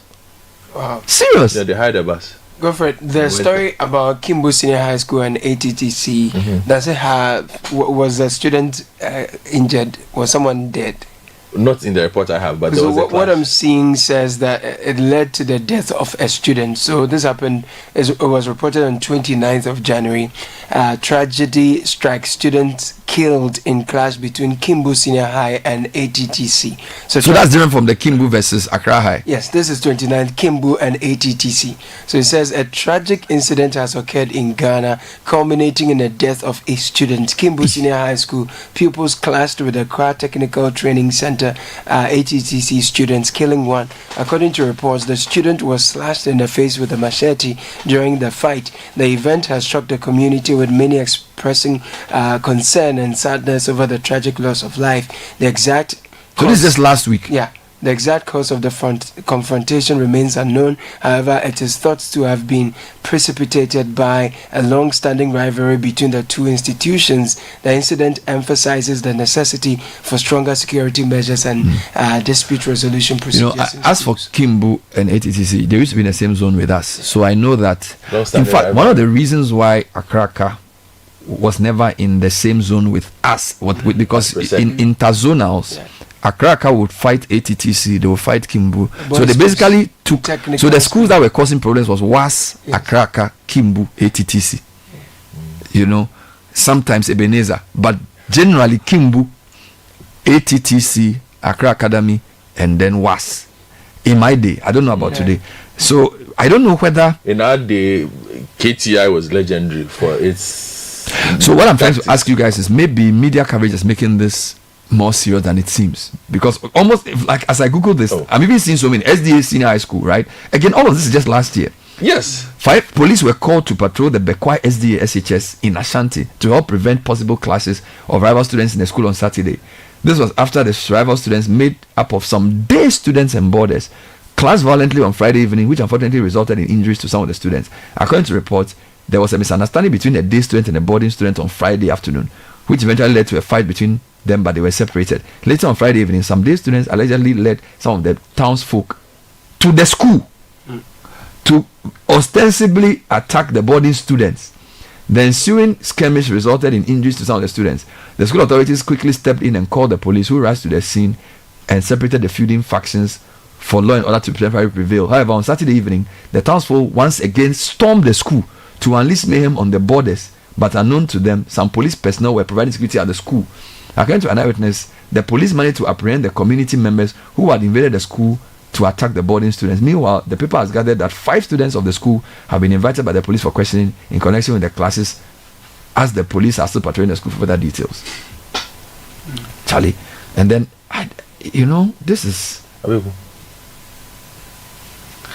And the more you look through, there's Osino Presby, there's TI, there's a Boku Tech, closed for violent classes. I mean, this is crazy, man. You know. And my concern is, somebody sends a message and says 19 years ago when he or she was in secondary school, these were normal things that happened, but happened around Interco. Yeah. But a lot of these reports that we are reading have very little to do with Interco. Yeah. Interco is not even happening and they are fighting. Yeah. These are, most of them have very little. The KTI CAS one is linked with the inter-schools, but a lot of the reports that you've read are just clashes. Look at some of the reasons. Boy chase girl. Yeah. This one, this. And the other one is the community class. So like students of Carl Pohin SHS class with residents. Why are students fighting with residents in a town? Then there's the Boku Tech one as well. So it's gone beyond Interco. I don't want to jump to conclusions, but I think the larger numbers is also a problem. All right. And there's a lot of schools that can't cope with the numbers. So discipline, I mean, when I was in secondary school, right, we had at least 4 streams, SS1 to 3. Then there was also A-level people when I was in Form 1. Okay, so you stay in the school for a longer period. I feel like these days, because of the shortness of the time they stay, the values of the school cannot even be inculcated in you. You can have a student in a school that doesn't even know anything about the school. Because you come in and in maybe 2 months you are back home, you're a day student, you just go for classes. Look, if a school like Presec has 24 science classes, you get me? I mean, in my time, Mr. Kote knew almost everybody. If you are the senior house master and you have 24 science classes, you have 6 or 7 art classes, 6 business classes, you don't even know who the boys are. And if they come from home and even if they are smoking weed, you don't even know. You get me? If they are not even coming to class, how can you tell? So I just want to urge the Education Review Committee to look at the non-academic problems as well with secondary education. You shouldn't just look at pass mark and results. The issues around lack of campus accommodation for teachers, issues around building these e-blocks to accommodate more schools. So basically, you want to create more schools and decongest the schools. Yeah. Because if you have 24 science classes, go for it. Look, in my time, there were 4 science classes, E, F, G, and H. All right? Now, if you have 24 science classes, it's going to be even difficult 24? Yes, if you go to Presec now, Form 1 science has 24 streams. 24? I swear my father can turn up. I'm telling you. Wow. And the art is like 6. Then business is like 5. 24? So if you add 24, so almost 24. So there's science 1 to science 24. Can you imagine? When you were in school, 1 minute. Why were you in science 24? So and you go to, I went on the classes. F1 24. Some guys didn't even iron his shirt. And I was asking myself, can I even blame the school? Because they have one career counselor. If he has come and he hasn't ironed his shirt, who is even going to inspect it? You get it? And when I was there, they had 7, 8 houses. Now they are like 13 houses. And I don't know how much you have more campus teachers. I don't know if campus accommodation has. You get me? 24 science classes. That's wild. So imagine if you live at, so let's assume you are from Kumasi and you don't get boarding. So maybe they get to your residence at Medina and you are in Presec as a Form 1 student. Who is even going to control you? You get it? You can even go out and go and drink. Nobody knows, because in our day, if you're even going to break bounds, it's you'll be caught. But right now, even the urban, even the way the school has been encroached around, if they hadn't walled that school, because so there are a lot of schools in the middle of town where the students can easily go and mingle. Bernard, you make a fantastic point about encroachment. I mean, in the case of Presec, it is even walled. We've walled the whole school now. And there are no third parties on the campus. No. So let me tell you about O'Reilly Senior High School then, where you have other structures in the campus. So people have their non-school related. People have their residences on the campus. So if you're a teacher, you're a senior housemaster, you see someone walking on your campus, you don't know whether he's a student or not. What are you going to tell the person? Because for some point, it was a thoroughfare. People drive through the school one side and come out the other side. So recently when I went to the campus, there was a... Is it the one at Teshi? Yes, Opoegono. There was the launch of the 100th or centenary anniversary, and I saw some guys on the campus chatting the girls, and I was like, "Who are you a student?" He said, "No." So what are you doing here? He said, he came to see his friend in the school. The way I saw him. But is there a senior housemaster? Bernard, how many teachers do you have? and the students outnumber the teachers, and you don't have proper bungalows for the teachers. Most of them are coming from outside. So when there's no class in the evening, can you go out? Do you understand? Because the wall is also like at my hip. I can just scale over it easily. So the neighborhood and some of the people, business people, are building hostels around the schools, and this is not university level, this is secondary school. So if you have a hostel where all kinds of people can go and rent that space, and there are teenagers also there, and some of them, it's not even like it's same sex, it's mixed. Oh Lord. Like you have a recipe for disaster. And this is a secondary school in secondary Accra. School. I'm told that this challenge of schools in the middle of town is actually a problem, because see, when a school is isolated, there's a reason for it. Yeah. So if you go to St. Peter's, it's difficult to come out. Yeah. It's in Kwetia. You are Prempe is also nicely walled. But even that, when you are in town, okay, so I'm told that, for example, this Kalpohin Senior High School is also in the middle of town. Okay, so the interactions between the students and the non-students can be very, very frequent. Okay, so when we come back from this break, we will speak to the educational authorities on what they are doing or what their plans are for our secondary schools in the face of these. You know, if you hadn't pointed it, I wouldn't have known that this was getting that serious. I need to look at it. I wouldn't have known that was this serious. But I have update to update. Yes, I'll take your update on the Kwame Nkrumah place and also on the Inswatreman issue. Yeah, the Inswatreman one is a quick one. But I just want to do a couple of quick things. Speaking of education, Best Education Services invites you to the application and admission open day of two of Canada's best universities, Carleton University located in Ottawa and University of Guelph in Toronto. It's today, the 4th of February, at the Accra City Hotel from 6 p.m. to 8 p.m. Now, both universities offer merit-based partial scholarships, paid internships, part-time jobs, and research assistantships to help you make money while studying. A-level and IB diploma holders can receive credit towards their degree at both universities. Now, the event is tonight at the Accra City Hotel. You may call 025-262-2333. Now, get ready for a game changer, SMEs. We're introducing Yellow Base, our new multi-service bundle with everything you need for a smarter business solution. The all-in-one package consists of a 4G plus router with 10 gig of free data, Microsoft Office 365, genuine Microsoft applications, Webways, a customized business website for your business, and Unicom Service, a unified business communication solution for your virtual call center.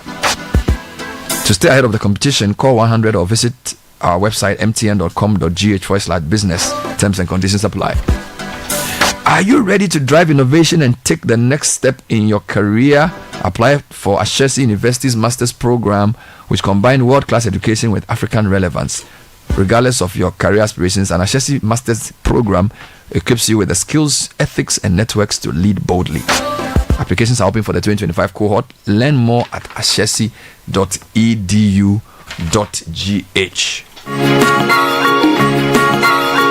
Time for tech and social media trends. First Bank Ghana is sponsoring this, and they are doing this together with Telecom. They're saying that if you're sending money to Gambia, Guinea, Liberia, Nigeria, and Sierra Leone, it's very easy. We have the Pan-African Payment and Settlement Systems, PAPS. Through this, you can send money and receive money. You would need to visit our branch nationwide with your cash, and your money is transferred in no time. If you want to receive money, you will need an account with us. Call 0596 921 921 to find out more about PAPS. Now, switch to Telecel fixed broadband today and experience incredible bonuses, non-expiry bundles, data transfers across devices, and so much more. Now, to subscribe to the Telecel fixed broadband for these amazing offers, dial star 900 hash, use the Telecel Play app, visit Telecel retail outlet or www.telecel.com.gh and get connected. Terms and conditions apply. Telecel, connecting energies. So my drive home last night, I heard you talking about João Felix and why his performance is so underwhelming, and basically you were undonkoming him. Yeah. So I didn't expect to see you here this morning. Oh, What time you get home yesterday? We left there like 11:30, so like just before 12. But I mean, the transfer market has lost its verve. It's. I think for the past year, transfers have not become such a big thing anymore. Oh, it's still big. I mean, Charlie, money no day. When your club is doing money things, no day. it's a big deal, but they are not buying big players anymore. Yeah, because right now, people, if they are telling you 200 million to buy a player, where you find the 200 million? I don't even know, Charlie. So what are the trends this morning? Well, going back to football, Messi and Ronaldo are trending. Why? Well, Ronaldo did an interview with I think El Chengrito, a Spanish show, and he said the Spanish show. Yeah, exactly. You know, they I don't know if you ever heard TikTok when they announced Mbappe was coming earlier and he swerved them also, but basically it's the biggest sports show in Spain. He did an interview with one of their journalists and he said a lot of things which, well, I won't say they are controversial, but Ronaldo? Yes, but what did he say? Obviously he said, I'm the best ever. As if you look at my records and the goals I've scored, no one has scored more. So in the history of football, he's the best. He said he's also the most complete player ever. And you know, once Ronaldo says these things, the Messi fans are going to come and... I think he has a point on the most complete player though. Yeah. Left, right, head. Yeah. As a rounded goal-scoring machine. Yeah. That one I agree with. Yeah. So he said, I'm the best player ever and I'm the most complete player ever. And the most complete part we agree with. That's for the best ever. No, he's number 8. So it's generating controversy. Of course, and you know how it is. The moment if Ronaldo says A, Messi fans have to come and say B. That's just how the internet has got to comment. So they've rocketed to the top of the trends. You think that these two old guys, you know, won't hear much of them. Last night there was a Premier League game, Chelsea West Ham. So you know, Chelsea got a 2-1 when they came from behind, and some of the names from that game are trending, but for the wrong reasons. Levi Colwell is the number one name in the trends for that Defender. match. Yeah, very bad back pass he gave. It was very horrible. But his team won in the end, so I think that worked out for him. And Ibrahim Mahama is trending. Why? He's trending because he met a young boy. He's exactly a 13-year-old boy who's been admitted to KNUST. Wow. Yeah, so I think to do engineering. Yes, I believe so. So it's Melchizedek, and he's been give an internship or what? Well, apparently he's promised him a lifetime scholarship, but you know these things when you see people tweeting their thing, you don't know whether they are adding their own thing. But these are so I want us to be very circumspect when you see some of these posts on social media. But they did meet. Wow. And he went and they had, you know. So engineers and planners meet the 13-year-old engineer. Yes, exactly. Is that his name? Yeah, Melchizedek. Hey, parents are giving kids names. I'm telling you. Well, it's worked out for him. One of the funniest names I saw someone called Jehoshaphat. Oh, Charlie. I actually knew a guy. Zacchaeus. I went to high school with a guy with that name, Jehoshaphat. Jehoshaphat. Yeah. Okay. At what age was he able to spell it? Good question. Yeah. So in tech news, back to AI. Just on I think the Ibrahim Mahama thing, his assistant posted it. Oh, Rafik. Okay, so it's true. Okay, so the scholarship part. Okay, thank you very much. So he's gotten a great scholarship. Yes, because I saw some of these guys who, you know, you can't be sure about the 13. I was in JSS 2, not figuring out what life meant. Can you imagine? I mean, I was playing FIFA and things, so it looks like I didn't use my time well. So as physics is studying, right? Yeah, not engineering. He said that everything is physics. Charlie, if you can get if you go and do odontology at 13, you are sharp. Charlie, 13. Exactly. I couldn't even wash my pants. So then. So, and then tech news, I think you like this one. There's another use of AI, but this one is to combat scam callers. I know. Oh, okay. That's how you like it. Tell me about it. The old people want the in fact, it's interesting because it uses the idea of an old person, so it pretends to be an old woman. So like when they say, oh, can you log into your computer, say, oh, I can't find my glasses, you know, that kind of thing, like as if it's an actual old so keep the guy talking to waste his time and annoy him. So you see AI, what's the AI tool called? I think they called it they call the AI, the woman is called Daisy. Yes, Daisy. The AI is called, it helps you prevent scam callers from getting exactly through. So O2, the phone company, are the ones who are using Daisy to kind of does it work in Ghana? A name like Daisy in Ghana, it doesn't work. Let's call it Fia or something. But we need an AI that will prevent MPs from carrying tables and attempting to slap each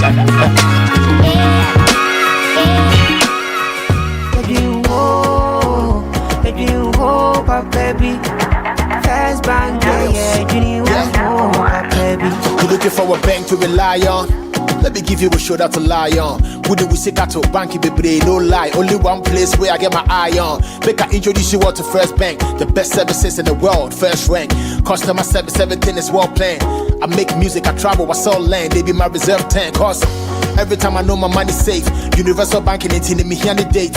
I'm a busy person, me no need time to wait. Now I got to Spain, even when I'm in the States. My me blue shirt. They tell me office a chilling, but who cares? Cause I bank with the best. I'm lucky, I'm too blessed. When it comes to First Bank, it's too west. Everything is you first. Nobody feed do I'm like us. Do I'm like us. First Bank we treat you first. Treat you first.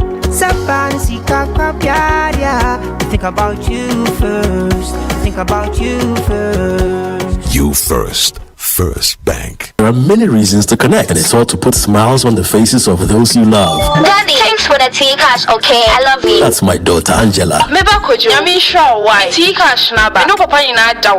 Caring for my parents, that's my duty. I also get to pay my utility bills easily with Telecel Cash. And to the suppliers at my shop, hello sir, Telecel Cash payment received right on time. Thank you. I get to make them smile because I can pay to my suppliers' merchant numbers, even on other networks directly, and send Telecel Cash for free to my dear ones. We keep the connection stronger when our family, friends, and business relations are happy. Make free Telecel Cash transactions every day, anytime, from your Telecel Cash wallet to your loved one's Telecel Cash wallet. Save on cash, enjoy convenience, and make those who matter smile when you send them money with Telecel Cash. Telecel, connecting energies. Join the conversation on the Citi Breakfast Show on Facebook at facebook.com/Citi97.3, Twitter at twitter.com/Citi973, and Instagram at instagram.com/Citi973 with the hashtag CitiCBS.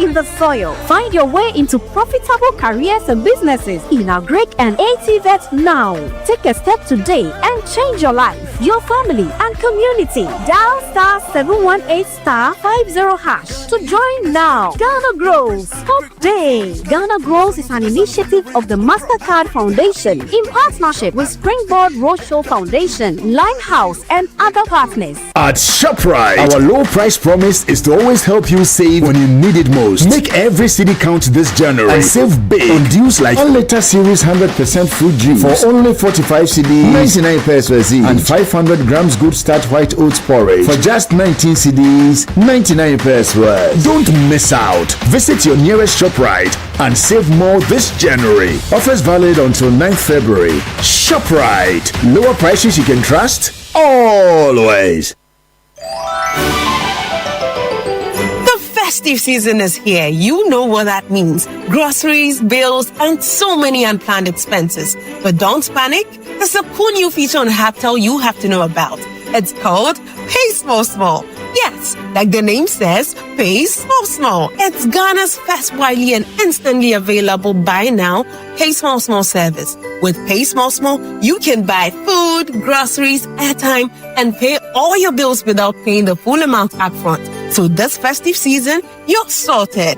Pay a small fraction of what you're buying now and spread the rest into 3 weekly payments. All you need is your Ghana card to activate it and you're set. It's the perfect solution to keep your pockets in check this festive season and beyond. So don't wait. Go to your Habitel app now and choose Pay Small Small as your payment option. Habitel is everything you. Join the conversation on the Citi Breakfast Show on Facebook at facebook.com/Citi97.3, Twitter at twitter.com/Citi973, and Instagram at instagram.com/Citi973 with the hashtag CitiCBS. This is the Citi Breakfast Show, the city's biggest conversation. At the burn it on. John Mr. J, baby. She prefers to get to life to that of the life them living in the estates. I'm gonna be my wife, so she ain't gonna break no rule like I said. Together like this thing and sure. Start for eternity, and yes, for sure. I guess I've got to yearn for more. And don't bother about another girl about more. My girl, from the ghetto where we born and grow, it's only all kind of love we know.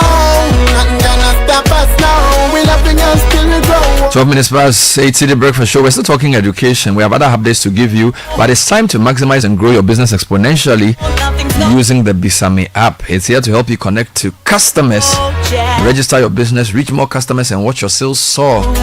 With Bisame app, your security is assured. Our trade assurance ensures your online purchases are secure. Locate the item you want to buy from any social media platform. Inform Bisame. The seller is called to bring the item to the office for inspection before you make payment, and the item is shipped to you wherever you are. With our in-app video calls, Bisame app gives you more safety. Download the app on the Google Play Store or the App Store. Grow your business, connect with customers, and enjoy success with ease. Now, whatever you're doing, if you're shopping at the mall or buying fuel for your car or enjoying your favorite meal at the restaurant, the SG Visa card helps you do this with so much ease. It's your best option to make payments for goods and services online or anywhere with a point of sale machine. Enjoy a world of amazing opportunities with SG Visa cards. Go about your business anywhere in Ghana with the comfort and security of your money available to you always. Call 0302-214-314. SG Ghana, the future is you. Buy litigation-free land from the Royal Kingdom Estate. We have land in Accra and a breeze starting at 90,000 cedis. Flexible payment plans on offer. Homes range from 2 and 3 bedroom premium apartments available at East Airport as well. Call 055 75 55 909. That's 055 755 5909, or email info@Royal Kingdom Estate. Caleb, read some comments for us on this rather troubling trend of violent clashes in our senior high schools. Right. On our WhatsApp number is 054-998-6996. Hello, Bernard. Why is no one telling us about the classmates who allowed themselves to be flogged with a cutlass? What was the reason for the flogging? You asked. You didn't add your name. Bernard and team, last year it was Christian Methodist and secondary school and a mom from secondary school. Okay, I don't think boarding houses have outlived their usefulness.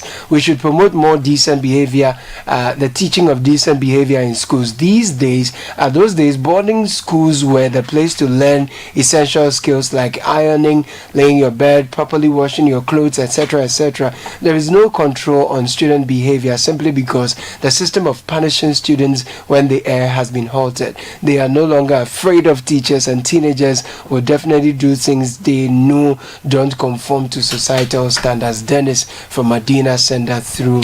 Let's get some more insights on this with Kofi Asari, who is the executive director of the Africa Education Watch, a leading education think tank.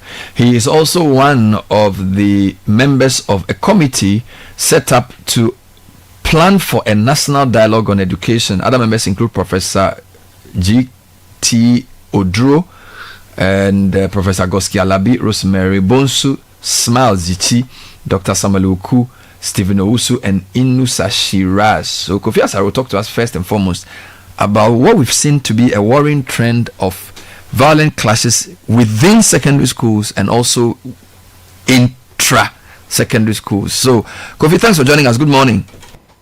Hi, good morning, Bernard. Good morning to your panel and then your cherished audience. So I didn't realize it was that rampant until Godfred mentioned it. But as we went through the news, we realized that probably every other month there is a report from a secondary school about violence, either between students in the school or between students in the school and another school, or students in the school and residents.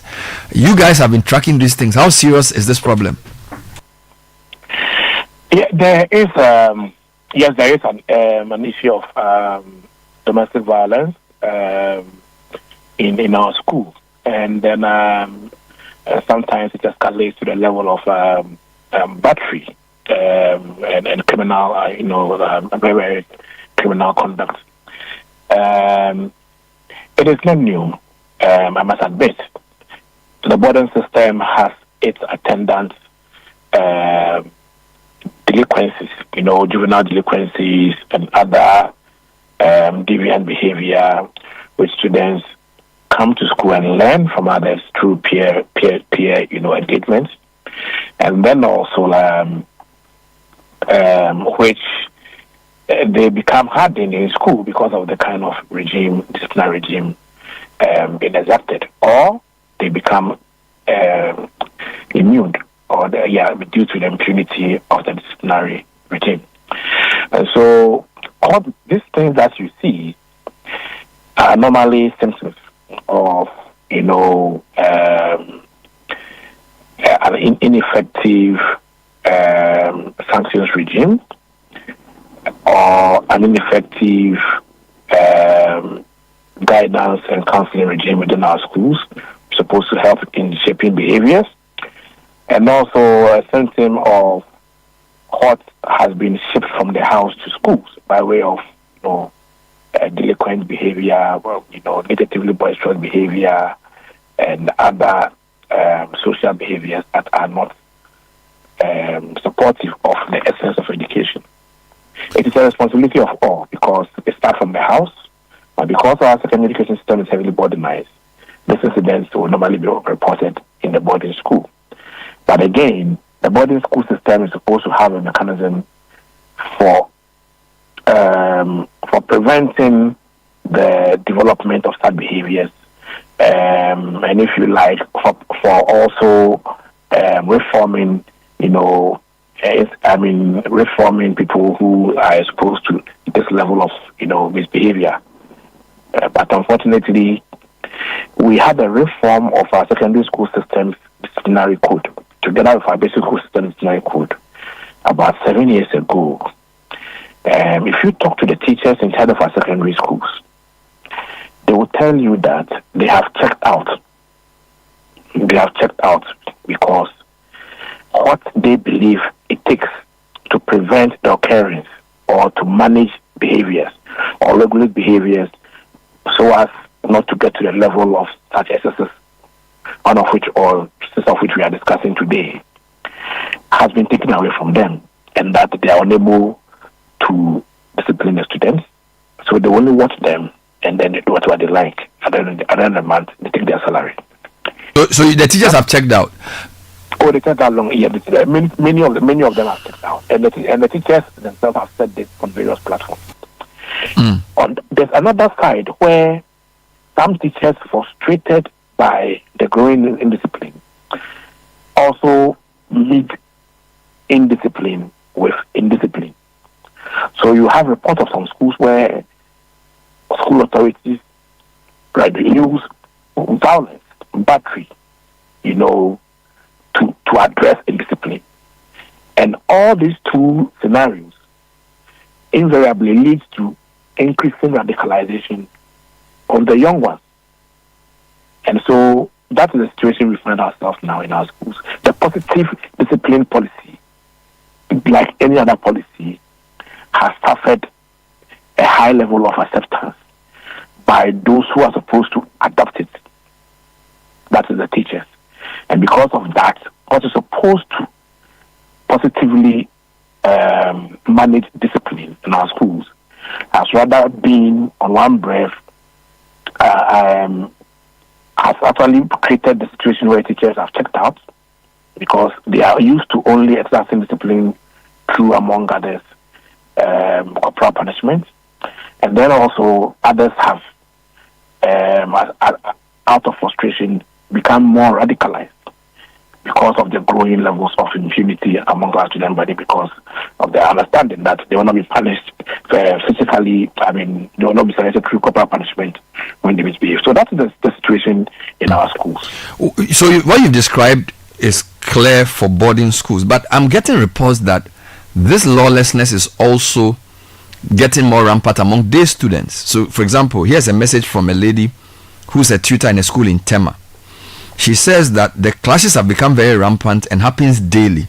In the Tema enclave, for instance, Tema Technical have been attacking all the high schools in the area on a daily basis. Tema Technical is located in Community 7. They have the boys closed from school and distribute themselves to other schools, Olams, Chemu, Medas, Temasco, and Tema Presec in different. So this is a school in Community 7. And they distribute themselves to schools in Community 1, 4, 5, and 12. And they just go and attack students. So these are their students who do this kind of thing. So beyond the border issues, Could it be also that because there are more numbers in the schools and there are more day students, it poses a different kind of disciplinary challenge? I don't think so, because there are fewer day students, proportionally today, than in 10 years ago. 10 years ago, we're having about 20% of our students being day students, about 25%. Now, it's about 80% of them are boarders, if not 85. So we have increasingly modernized our system rather. But I would say that, and I began by saying that what we are discussing is something that starts from the household. Okay, the child spends more time in the house than in school. We are talking about day students. So this radicalization starts from the community. It starts from the community, but the schools have a responsibility to sanction whenever they occur. Whether if your students involved in a brawl or a brawl in another school, once it is related to school, they must be sanctioned by the school.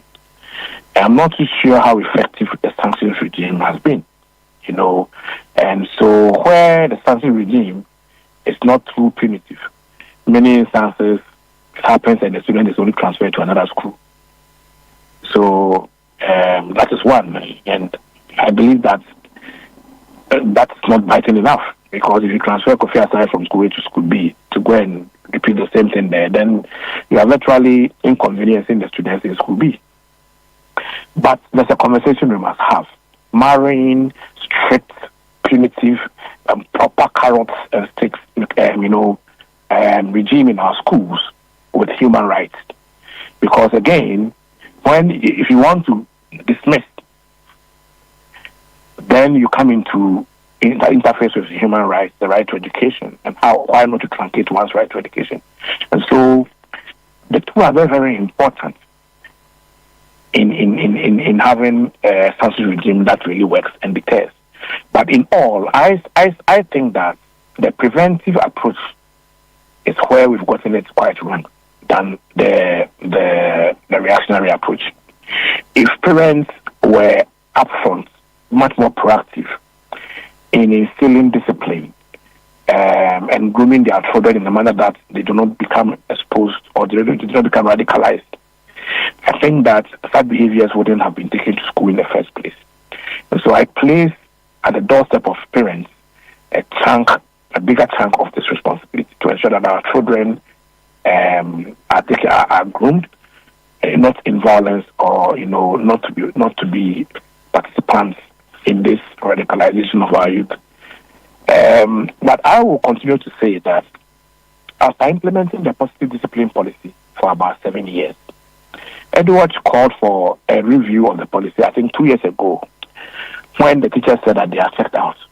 So whatever happens, they teach and then they take your salary and then you go. Because if you touch the person, you will be sanctioned. That is the policy, and the policy must be respected. Fine. The policy says that no corporal punishment, but there are other sanctions regimes that the policy recommends. Teachers are saying that those recommendations do not work. They do not deter in any way, deviant behavior, or negative behavior, violent behavior, etc. So there must be a review of the policy. I believe that there must be a review of the policy. But I'm not saying that we should reintroduce corporal punishment. What I'm saying is that the policy works for 7 years. It's a long time enough to review it and assess its level of effectiveness and efficiency. And especially where it has suffered a very, very, very high level of inertia or low level of acceptance by the key stakeholders, those who are supposed to be the implementers of that policy, teachers. So I once again call for a review of the positive discipline policy to see how we can strengthen its effectiveness, especially in relation to enforcing the indiscipline we see now. Enforcing proper behavior to prevent the indiscipline we see in our schools. Finally, you are on the committee, 8-member committee the president has appointed to organize the National Education Forum. What is your understanding of your terms of reference? Well, I think our mandate is simply to mobilize opinions, develop an action plan on how to implement the opinions, and then submit same to the government. It's as simple as that. And so our work is to create a platform, mobilize opinions from citizens, and then develop an action plan on how to operationalize the opinions into policy, and submit an operational plan, a policy framework to the government for implementation. And this is for all levels of education? Yes, it is. The focus is on the education sector. And what time frame are you working with? We have 2 weeks to submit our plan for the conference.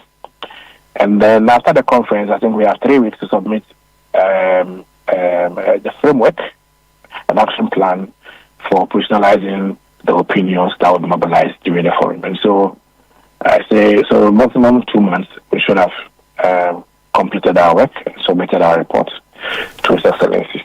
So it means you already started work? We will be inaugurated today. But I must admit that in one way or the other, I mean, Africa Education Watch, we have a program that supports political parties to transition their manifestos to policies, their manifesto promises to policies. And we launched one last year. So as part of the program, we are supporting the NDC to transition its manifesto promises, 140 of them, to policies. So I must say that within that context of, technical assistance to the Ministry of Education, we are already doing, one or two things around there.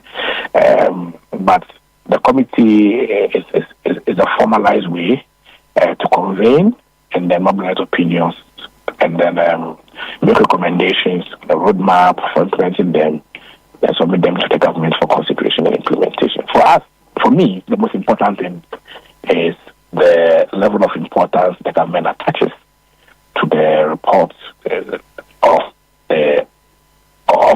the forum.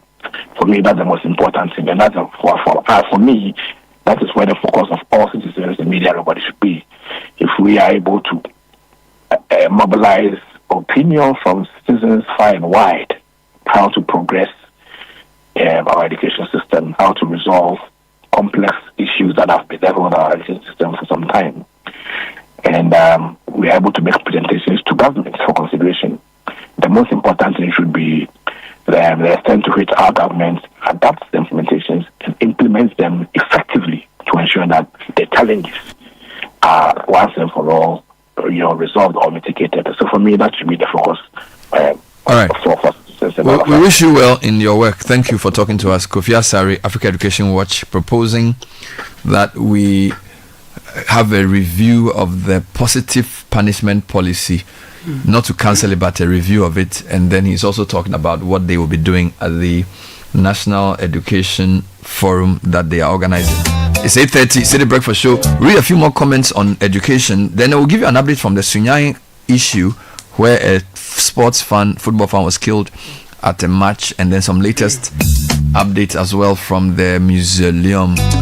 All right, so here are some more comments. Please don't forget ATTC versus Emmet versus Nima Youth. These were the 90s, and these were in the 90s and 2000s. Aaron from Bodras is sent that through. Good morning, Bernard. I remember in those days you would only see this during intercall, when one school teases another after losing, or through JAMA. Okay, Bernard, about 5 or 6 years ago, there was a clash between Holy Trinity Cathedral Senior High School and Accra Senior High students, culminating in Accra High students storming the cathedral and destroying a digital display unit in front of the cathedral from New Gwawe Center. So Hotcast versus Accra High. Yeah. I'm surprised Accra High is in the news for this. In my time, Accra High was a very quiet school. I'm surprised that they...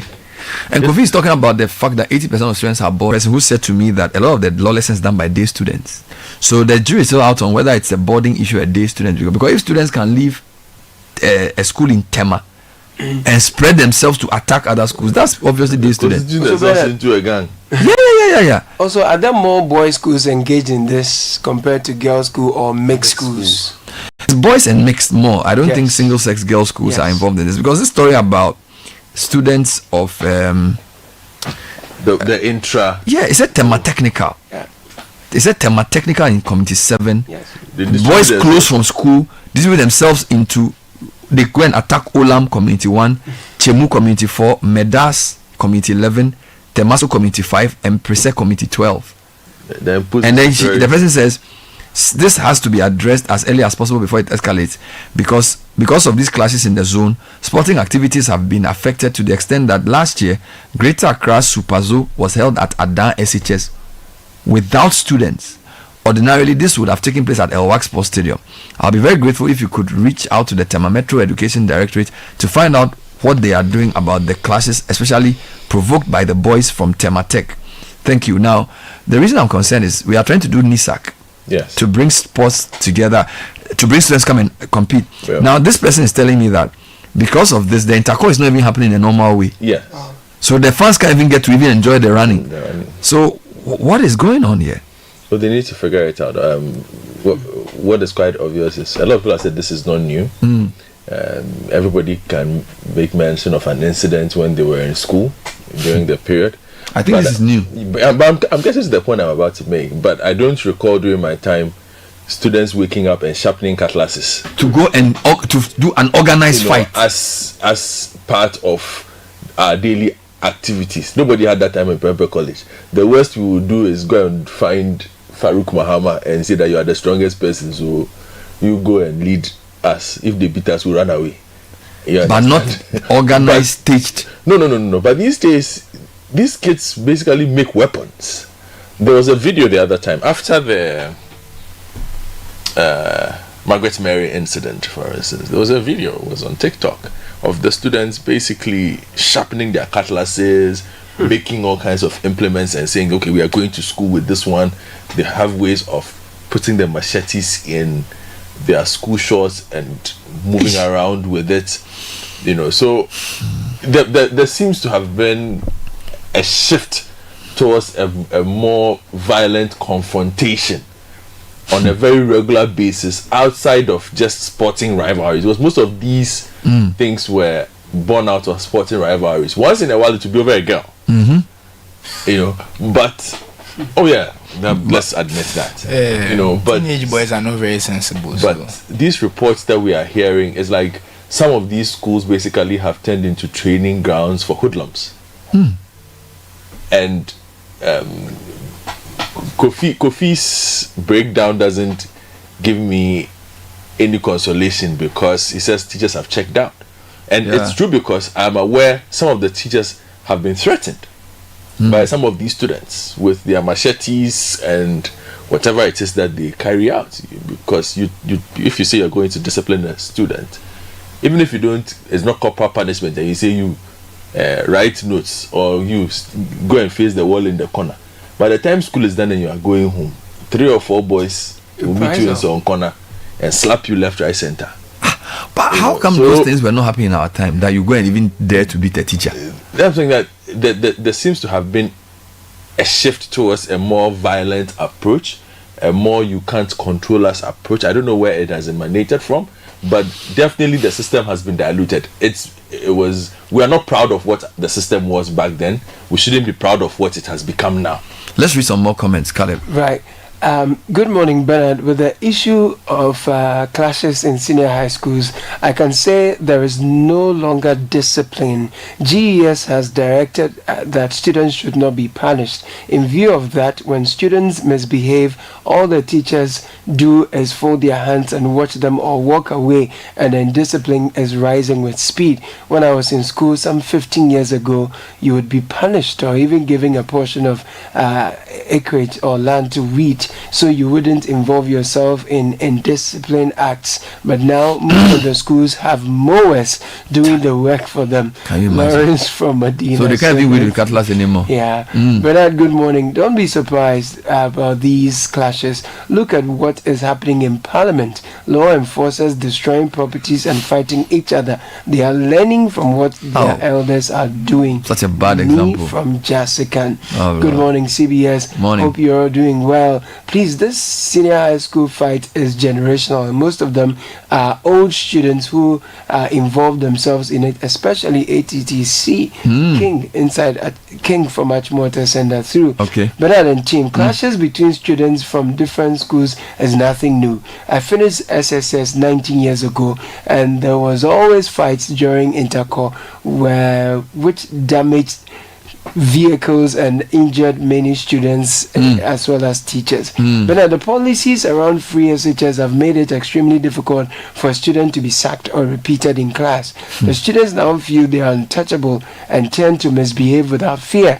Heads must be empowered to bring back discipline by dismissing unruly students without the bottlenecks. It will bring back some sanity in our schools. Concerned senior high school headmaster. I noticed a lot of comments on this. People have experience to share. If you can read a few more for me. Good morning, Bernard and team. This indiscipline has been ongoing for years now. Students are working with knives and weapons to school on a daily basis. In the past, rivalry and rise to superiority was done through sports. Now it's physical. Stabbing has become the norm of the day. Worst of all, students even come to school high on weed. This has happened on the campuses of my former SHS, and when you speak to the students, they tell you it's normal. Our educational system is on a time bomb. Rather than training scholars for the future, it looks like we are training fighters or criminals into our society. Ellie from Adenta Center through. Wow. But this one borders O'Reilly Senior High School. Your school? He says, yes, I am a taxi driver within the Okweghana enclave. Bernard, O'Reilly SHS students are only students in the day. In the evening when school closes, it's a different world. So are you saying that your school is helpless to stop this? Because the school was already moved. Yes. Is it a private or a public school now? It's still a public school. Nah, something has to be done. Old students need to get together to solve this problem. Yeah. Let's read more. Bernard, you see, it all becomes because of human rights. So these days, when you misbehave, senior house masters will call you to your office and give you 3 lashes on weed, or you weed. So you see the difference. Most of us chose not to do such, so we wouldn't involve ourselves in any indiscipline. But now the young ones do anything they want. This is Sonny in Berlin. Yeah. These classes didn't start yesterday. In 1976, there was a class between Koforidua Sectec and New Jasco, because New Jasco students' problem was that the sector people were taking their girls. It's the discipline that has to be raised because of the numbers. This is Kweku. Oh Lord. He says, when the teacher, who is the only person to correct this kind of behavior, has his power and authority taken away, the only thing I will do is to sit aloof and watch. I'm a teacher myself. Corroborating Kofi Asari's point.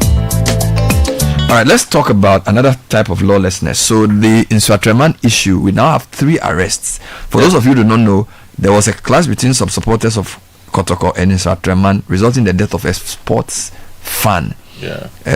What's his name? Poli. So what's the latest for this story? So the Ghana Police Service issued a statement yesterday on this, announcing the arrest of 3 individuals, including the immediate past Labour and Employment Minister Ignatius Bafuewa, who is the owner of Nswatreman Football Club, a gentleman named Ajimandu Usu, a chap called Ajimandu Usu, and Cheme Joseph.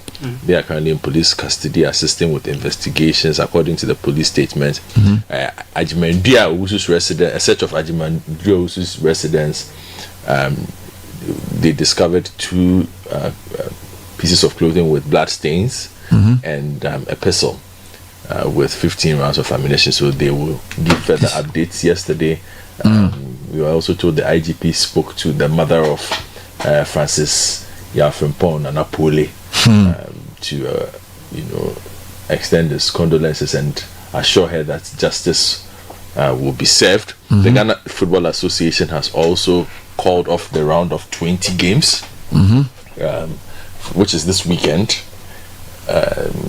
So they've called off that round? Yes. Yesterday, apparently, there was a meeting between the GFA and clubs to figure out a way forward on this. Disciplinary measures have also been instituted against 10 footballers from Kumasi Asante Kotoko and Nswatreman for the brawl that ensued during the game. But to arrest the owner and the former minister is a high-profile thing. Yeah, because a lot of eyewitness accounts mentioned him as being key to the incident that played out. So it made sense that in the end the police would invite him and ask him questions, because every single eyewitness account I have heard, and I spent a lot of time yesterday listening to a lot of accounts from this, almost everyone mentioned his name.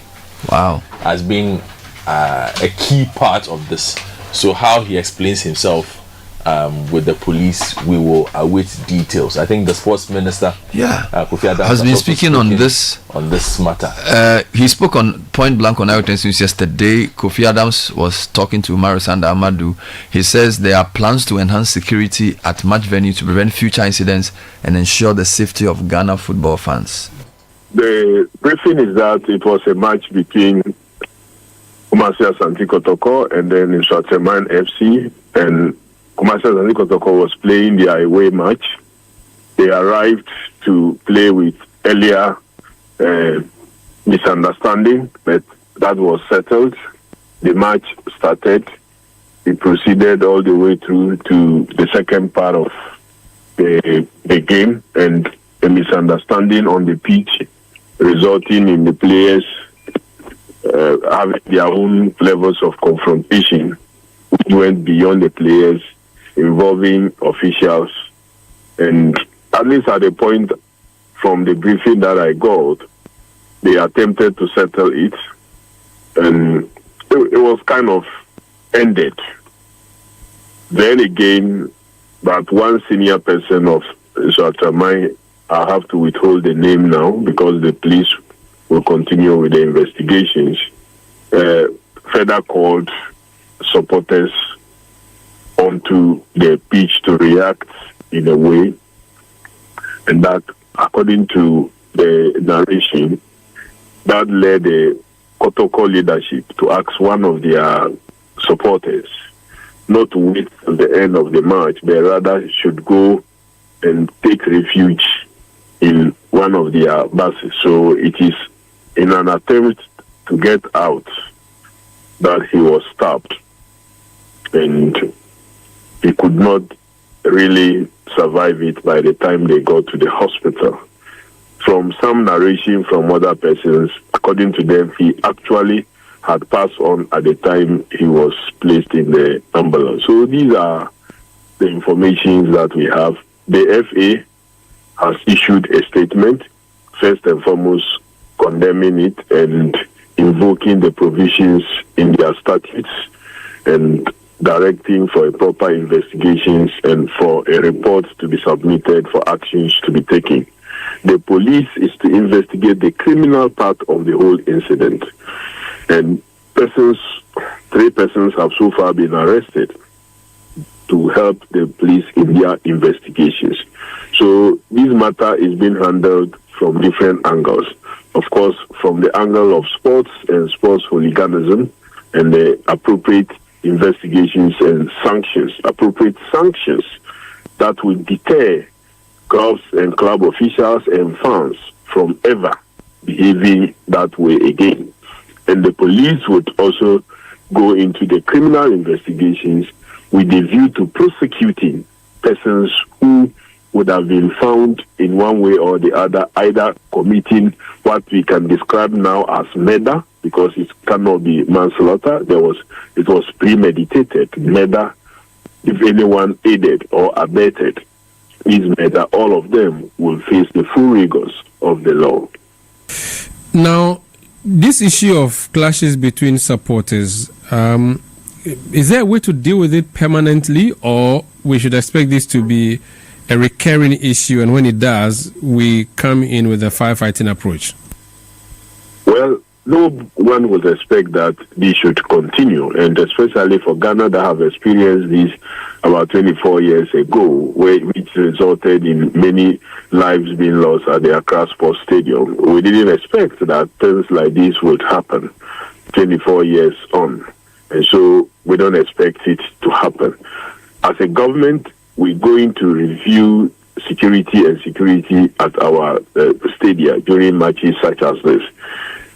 there will be further improvement in intelligence gathering, pre-match intelligence gathering, to know the level of security to be provided and what will be allowed and what will not be allowed in a particular game. So we need to increase intelligence gathering. Then, of course, emergency responses. Was it the case that one ambulance was not enough for that match and we needed more? Was it the case that the ambulance was not strategically located where it can easily be accessible to persons who so need it? Was it the case that we did not have enough medics to attend to persons in case they suffer the situation that this gentleman suffered? Did we lack professional handling of the case?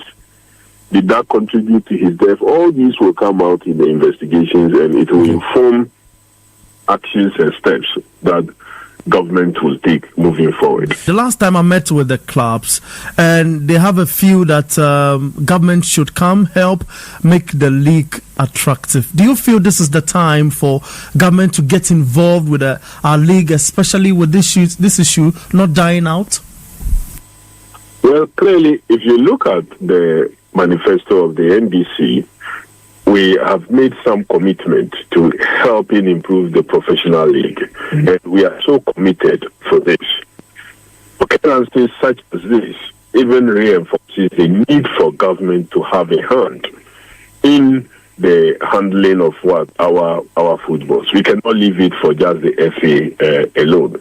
So it is not just as a result of this, but we have had plans that in one way or the other, government must get involved to help bring back the life and the love that we should have for our sports. I think more than ever before, government's participation in our sports, in our football, is very necessary. I believe that the FA itself have reached that point that there is a need. We have tried from about 2004 on till now. We have tried a direct non-participation of government directly. In the past, we used to have government even appoint the leadership of FA and what have you, and had huge representation on the executive body, but now it's no longer the case. I believe that we have gone round. We've reached a point where we must agree to a certain level of participation of government in our football administration.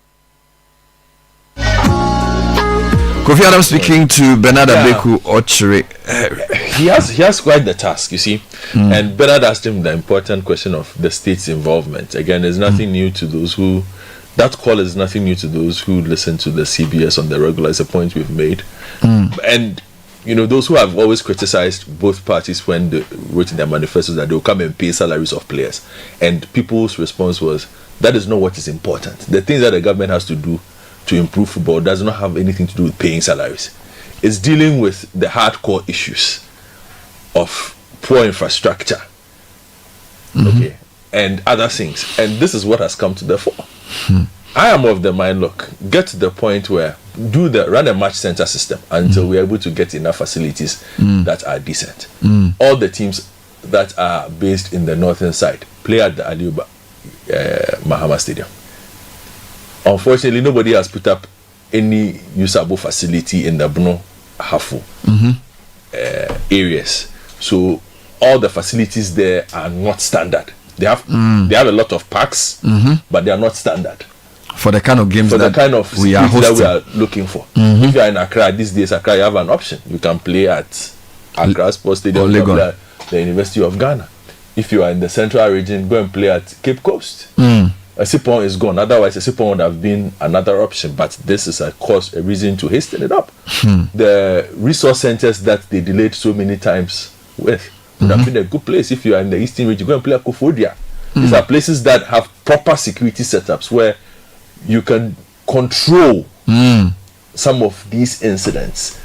Okay, so those are the things that we need them to look at. The rest, we leave it in the hands of the law. 8:51 Citi Breakfast Show. A lot more comments coming in on the education. Let's read through before we jump into the third matter an update on the tourist site. No, I just want to read some more comments first. So Caleb, you can help me here. Sure. But growing up, the community had a say in how we were raised. You go and misbehave outside, and anyone who knows you could discipline you and bring you home for further punishment. Currently, you can't even complain about or go as far as disciplining someone's child. That is how morality and discipline broke down. Favor from whenever these things started, when parents stormed schools in the junior high school to attack teachers for punishing their wards, and GES did not help matters by their new policy. Adi from Nkrumah. Bernard, my nephew was made to sleep outside for 2 nights at Presec Legon last week. Patrick sent that through. Good morning. Don't you think this the drug issue is playing a role in all the senior high school clashes? Abu from Kubekro sent that through. Hall is very peaceful, and we haven't heard of any of these issues in Hall. Mauli, Maukos, and Ola are all peaceful. You are. We checked out long ago. Self-preservation first. Teachers' lives matter. Irama from Kufredia. Good morning, Bernard and team. Please, the Tema Tech students attacking other schools in Tema is true, pa. I live just across the school in Tema Community 7. Sometimes we, the residents, have to be indoors when they start their troubles. Yeah. They sometimes even beat up some teachers in the school. This is very serious. Something has to be done. Why wouldn't they involve a regional security, like Tema Security Council or something, if this is that bad? They are beating the teachers. Like the way people just talk about them, just move on quickly. Shut the school down. Hey, is it that serious? So because this is not a school. This is obviously a headquarters of gangsters. No, my point is that what are they doing about it? Wouldn't they report this to some proper person? No, what proper person? To the police. To the regional security. The students are dividing themselves into zones. They have basically turned into TBC. Yeah, but they are doing it. The claim is that they do it regularly. Yes. So you should be able to catch them. It should, and also if you know they are going to every school after school every day, it's very easy for the police to just be waiting for them to come. No, and when they come, they have to be. Their residents have to hide indoors when the that's what I'm saying. Let's say we all know they are going to. Hey. They mentioned about 4 different schools in different communities. You know that they'll go here. Isn't it easy for the police just be waiting for them? It's not like there's a schedule to when they are coming to harass you. This breakdown of law and order is very serious, and I think the government needs to take a serious view of it. This Tech Institute thing. Okay, you continue. Jesse from Adabaka says there is no longer discipline in our schools. Now, a teacher doesn't have the power to discipline a student with canes or even weeding. Now, students are the ones with power and threatening teachers. I just remember what happened in O'Reilly Senior High School last year with a stabbing issue. Good morning to you and the team. Good morning, CBS. Most of the students lack parental control. They are taking care of themselves, so they are parents who can't be controlled. Priscilla from Lakeside. Mr. King from DC says, Bernard, good morning. During my days in school, our school fathers and seniors looked like giants and grown men with beard, but they didn't behave the way these kids are behaving these days. I wish corporal punishment will come back to the schools. Good morning, Bernard and team. That statement about Tema Technical is not true. I am a teacher at Tema Technical Institute. The issue isn't about the school, but a community fight. All students from the schools in Tema mentioned are from the same community and bring issues from home to the school. Tema Technical isn't that bad as they say. People have bad perceptions about the school, and the community has refused to accept it.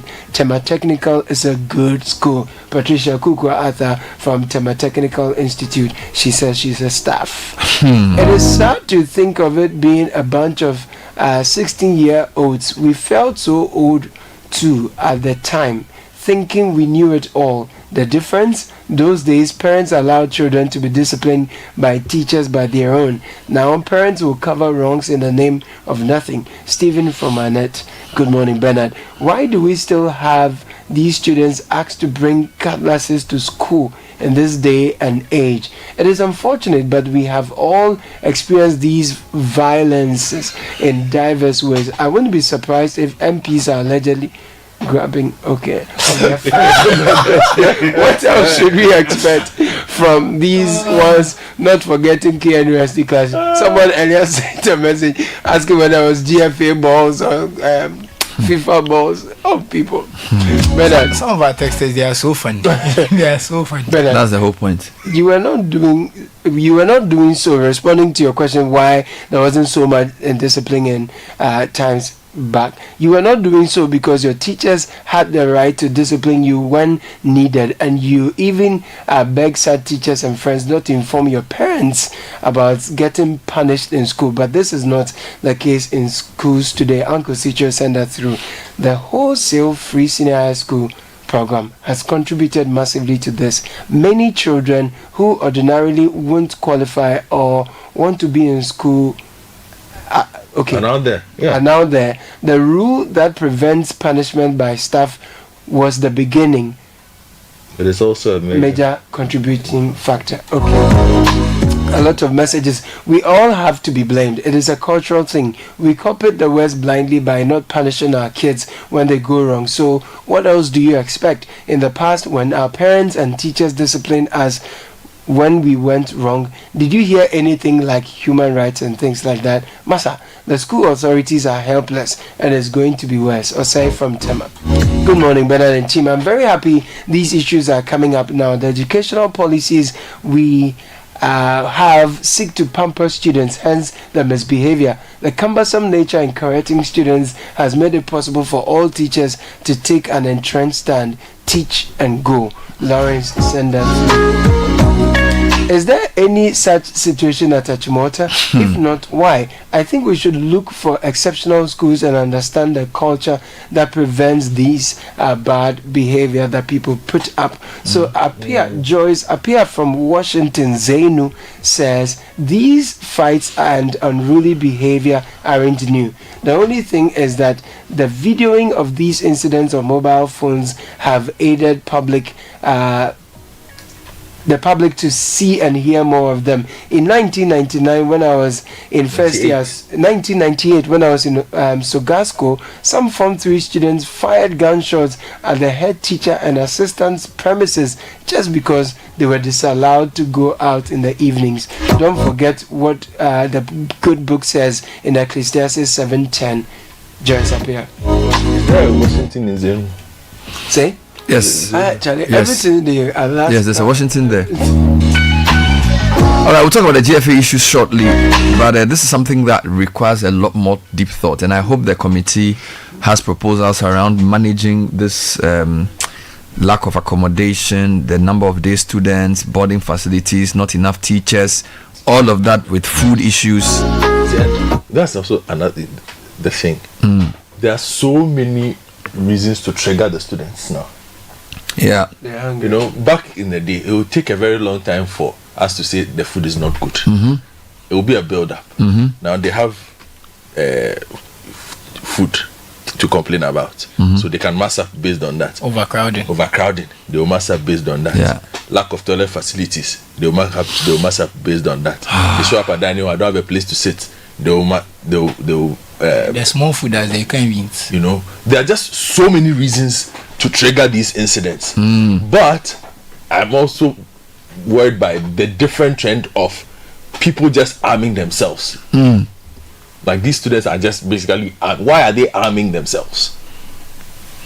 Because it's pretty clear that's what's also happening. They're just arming themselves. Anyway. I have to say, I disagree with a lot of the listeners. Okay. I think they're all about corporal punishment, this, that. I don't think that's the issue. Because you are saying that we've copied other people. They don't have these issues. The people we've supposedly copied and now our kids do whatever they want. They don't have these issues. They don't have their students going around beating each other up. So I don't think the issue is whether we are caning kids or not. It's something deeper. There's definitely something else going on.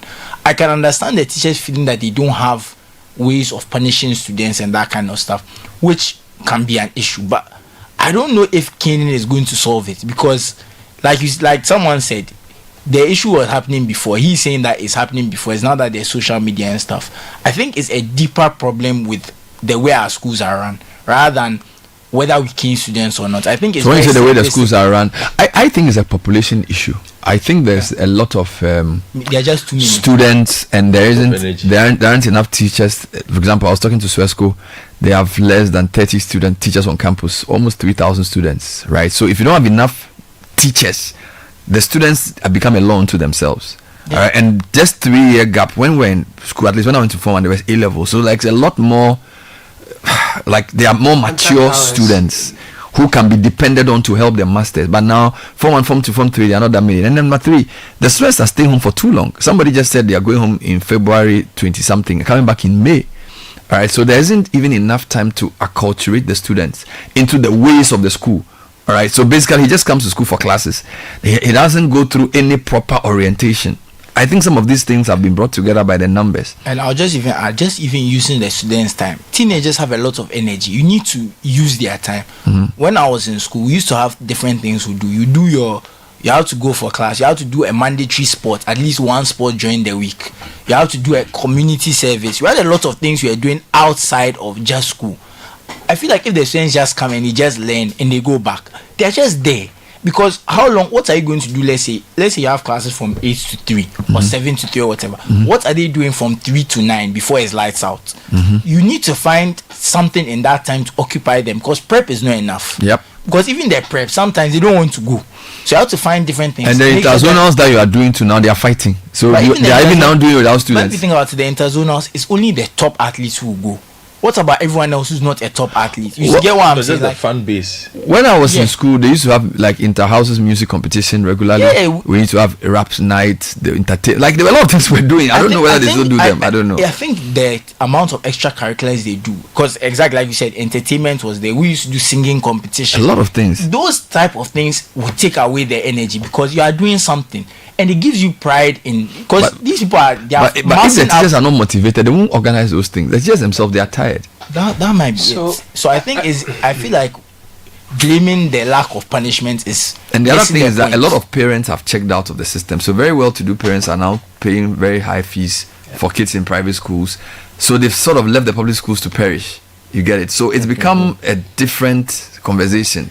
But I'm still reflecting on the 24 classes for science students. You haven't heard this before? No, it's I went to speak at the assembly. I went to speak at the evening service. Yeah. We couldn't meet in assembly hall. We have a new assembly hall, so we have to actually do it outside. Yeah. With like seats brought from the classroom. So when you go to Presec, we have this big assembly hall, which is bigger than the one I was in. Yeah. But when there's whole school meets, they all can meet at the same time. So we have to do it outside. So what's the point of the assembly hall if you can't meet in it? Well, so the assembly hall, we connect the speakers and the mics to the power source in assembly hall, and we use the balcony assembly hall as where the I'm serious. And there are the school has about 5,000 students and about 3,800 over 5,000 students. Yes, in one place. When I was in Presec, the whole school was 1,000. Okay. I would say this is disheartening because an assembly hall should be a place that every student can sit in for whatever reason. Even when to do counseling for the students, Form 2s, we had to break them up. So I had to go to, we went to classes. Only the science students were in the assembly hall. So this is the even that it wasn't enough. This is the danger we have when over time we over concentrate resources in a few places. And we don't look at how to diversify things. Thank you. That's one of the challenges we are going to have. So you have the few well-resourced ones oversubscribed, and there are many other schools that could have been upgraded and they could do better to absorb some of this population, and they are left to rot. That's a major problem you're going to have. The teachers that are in schools like Christian Methodist, in schools like O'Reilly, Hotcast, and all of that, they are very good teachers. I tell you, when there were conversations in 2010 about sharing the students of O'Reilly across other schools and all. When you didn't have a space. When we didn't have space at Adabaka behind the Holy Spirit Cathedral, many of our teachers left for Achimota School, Presec, Accra Academy. You lost some of your teachers. Very good teachers. Where are your old students? Bernard, what are they doing? I'll come to that. Bernard, I'll come to that. When we were doing class art, the man who was teaching mathematics, Mr. Joseph Abusa. He's from your school? He was in O'Reilly Senior School. Later, he went to Presec School, and then we poached him. Yes, and then he became an assistant headmaster somewhere else. He's a mass donor. So I'm telling you that it's not a lack of good teachers, but if you do not have proper infrastructure where teachers can be there and they will be well motivated to teach the students, there will be a problem. When I was in O'Reilly, that was the time the free senior high school was a big thing. I was a school prefect at the time. SHS, free SHS in your time? That was when the election year. 2009. That was the election time. Okay. Today, I accept that a lot of people have been through the school because of the free SHS program. But even at the time, my argument was that yes, O'Reilly, even if you look at it at the time, it was for urban poor students and all of that, so parents would struggle to pay and all. But the school was oversubscribed, and people always have a way to pay anyway. So my argument then was that look, you didn't need the wholesale inclusion. You could pace around the school. It was very small school, but the education was good. So if you made it quality, if you kept the quality and you expanded the infrastructure, and then you did means testing so that those who truly couldn't afford, you supported them, you would have helped all of us. Instead of allowing, like opening the floodgates and having like more students, infrastructure is the same. You don't have enough teachers, so you dilute the quality. So you probably should have rather built newer schools and then push the new people there, so that those who can't afford to pay, then you take them there. Now you've spread yourself thin. You've spent so much, even for those who could have afforded to pay, and you don't have the infrastructure. And the money doesn't come in on time. It doesn't. When the teachers want to get help from the parents, they are punished. So now you have more people with less resources. So that's going to cause more problems in the schools. Kofi Asari's committee, chaired by Professor I think Odro, they have a lot of work to do, because what they are going to do is they are going to open up for people to bring their points out. And I know a lot of people have a lot to say. I really hope the government has time to listen and is able to distill the insights, right? Because this education thing for me is one of the most emotive subjects for most listeners. I really hope, I don't know if 2 weeks is enough for them to do this thing, or 2 weeks is enough to plan. Okay, they are planning the conference in 2 weeks, and then when the conference is done, they have 3 weeks to present a report. But I wonder, how is a school like St. James still able to keep their numbers so low? I think because it's a seminary, they have a way of going around it. Because you see, some of these seminaries are. St. James stays 400 constant too. And I said, but it's an extension of a church. But there are a lot of schools like that. I'm coming. So some of it, there are allocations for seminarians. So they probably say this year we have only X number. The other point is that a lot of these churches have strong educational units who will not basically just sit down. So even though it's government run, the church has a very big say. Okay, so I'm speaking from so St. James Seminary, Projos, and these kinds of schools. There's a space allocated for regular and a space allocated for. You have Presbyterian boys. Yeah. Are strong and not. I think the Catholics have done better, and this is a controversial point to make. I stand to be correct. I think the Catholics' education unit is much stronger to push back government pressure than the Presbyterians. I think so. Presbyterians are Methodists. I think so. And also I'm serious, because you see that, and the demand for Presec is so high that even if the headmaster wants to reduce the admission, there's pressure on head of Presby schools. But I do know the demand on St. James. It's basically the best senior high school in the country. On what basis? Have you seen the exam scores? For the past 15 years, I'm not sure. Everybody who goes to St. James, if you don't, if you shout for St. James, so they keep the numbers low. The numbers have always been low. This is Sunyani. Yeah, for like 15 years, if they are presenting 100, so they don't go like to the 60 of them will get. They don't go to the thousands. No. I guess there's a reason why every parent wants to take their child to a school where the class size is small, contact hours with their teachers is there, and parents can monitor and supervise. If you're looking for these things, if you're taking your child to a basic school, these are some of the things you're looking at. So how come at the secondary school level, where people are teenagers, they think they know everything, they need to be disciplined and everything, that at that stage rather they have the class size is so huge, contact hours are less, and then every other time there is vacation, and there's all this. So I guess what we are trying to basically do is to say to the people reviewing, and sorry I'll keep going back to this, because the truth is that we need solutions, right? So we can talk, we can discuss the problem all day. There's a new government, there's a new Minister of Education. The government has set up a committee of supposed technocrats to review education. What I would say is that the committee in their job should find a way of opening up for public hearings. All right, so I think they should do like regional educational hearings, where they go to a region and they open the floor, so they can for day one they can have just teachers who will be protected in terms of Chatham House rules. All right, so you can meet all the teachers in Ashanti region and talk to them and say, tell us your problems, let's have a discussion. Then you can have another meeting with parents, another meeting with, say, training colleges, another forum for students. Let them write essays. Find a way of aggregating all the information and distilling it on a regional basis, and then come out and say, these are the top 10 issues we found in Ashanti, the top 10 issues we found in Upper East, the top 10 we found in Upper West. Then you can create a national priority list of some kind. Do you get it? I feel like even the venting is part of the healing, because a lot of PTAs are not working, a lot of teachers are checked out. If you want a teacher to come back in, I think the Minister of Education must personally go for some of these hearings. Because if I'm a teacher in a school and I'm demotivated, and I have my minister come and say, look, I want you to tell me what's going wrong. Even the fact that they can speak to the Minister of Education and blow whatever they want to say for 1, 2, 3 minutes, it will help. Okay.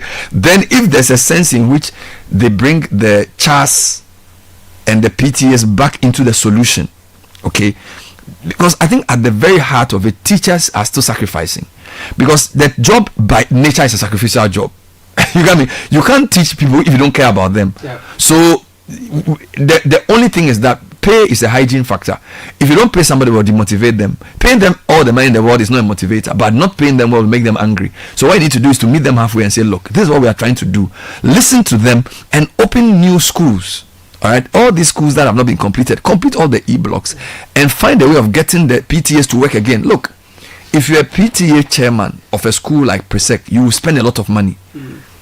If you're an old student head of a school, even if you don't have money, you spend, because you care so much. Okay, and there's a hidden wealth for our secondary schools, old school pride.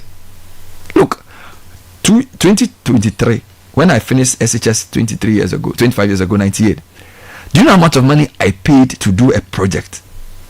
Finished in 98. I finished SHS in 98. That's crazy. 25 years after I finished, we were supposed to do an old school project. We were building a ceremonial grounds. Do you know how we were taxed by, and this is not by the school, by my mates, the guys after me, they built an AI lab. Do you know how much money they took from each student to each also? Your turn is coming soon. You finish next year. You either build a bungalow for a teacher, more than that. You are going to build, you get it, and Susu, they will find you and collect the money from you. And I'm asking myself, what is the government doing with such powerful associations to demobilize PTAs and to illegitimize all students' unions in the name of implementing a policy? Tragic. I think it's completely tragic, because even with Caleb's emotions about O'Reilly, if there's a good global president of O'Reilly Senior High School, if you go and do a video of the school and send it to the old students platform, I'm sure they will start saying, no, let's get a new land for the school, let's build a proper school.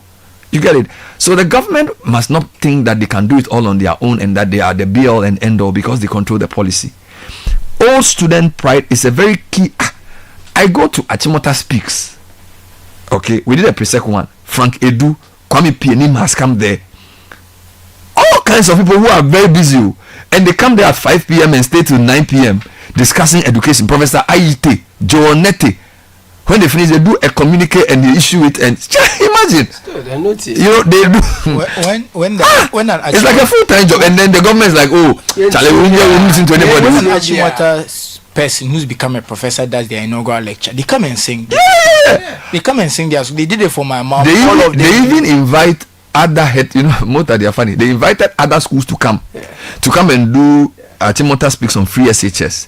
When they finish, they wrote a whole paper. Can you imagine? Nobody's paid them for this, and the government is not interested. You know, so I think this new government has a lot of work to do, not to waste such goodwill. Because let me give an example. Fancy Film School, Moses Baden is now they call it the Bushapenyi. They have year group reps. These are men and women of means, who are prepared basically to push the school. Imagine how powerful that is. Imagine such a great platform to show leadership. So I really want to urge the new education minister to use a more conciliatory, open approach. Okay, when governments come fresh, they are all very open. We are listening. 2 years into the thing, Charlie. They just decide that they'll do what they want. And I think despite all the good things the previous government did on education, their lack of willingness to listen, I think, has demotivated a lot of teachers. And some of the things we're seeing today in our schools, if they had consulted better, we could have found a way around these problems with our secondary education. So Haruna, please listen to the committee you set up. Listen to them. Don't become a what do you call it? Let me wrap up with one message from another educationist who has a very different idea about this. Says, I have been following the discussion. The scapegoating of Free Senior High School as the cause of indiscipline is misplaced. Okay. What is the counterfactual? In Kenya, there is no Free Senior High School. Yet indiscipline is even worse than what we experience here, and more practice is quite prevalent. My concern with the discussion on these issues is that we often approach them with emotion rather than relying on evidence. In Ghana, the estimated rate of interpersonal violence in schools is around 30%. I believe it is essential to seek a better understanding of the situation rather than relying on sentiment. We'll continue. We don't have just one day to solve it. 9:17 Citi Breakfast Show. We'll take a short break. When we come back, guess what? The old students of Wesley Girls High School are joining us, and they have their 188th speech and prize giving day. So they probably. How old is the school? Obviously 188. Probably more. Yeah. So they are the first school, even though Infantil has claimed that they are. They say they are, and they are 188. You can't argue with 188. Aren't they the ones in court?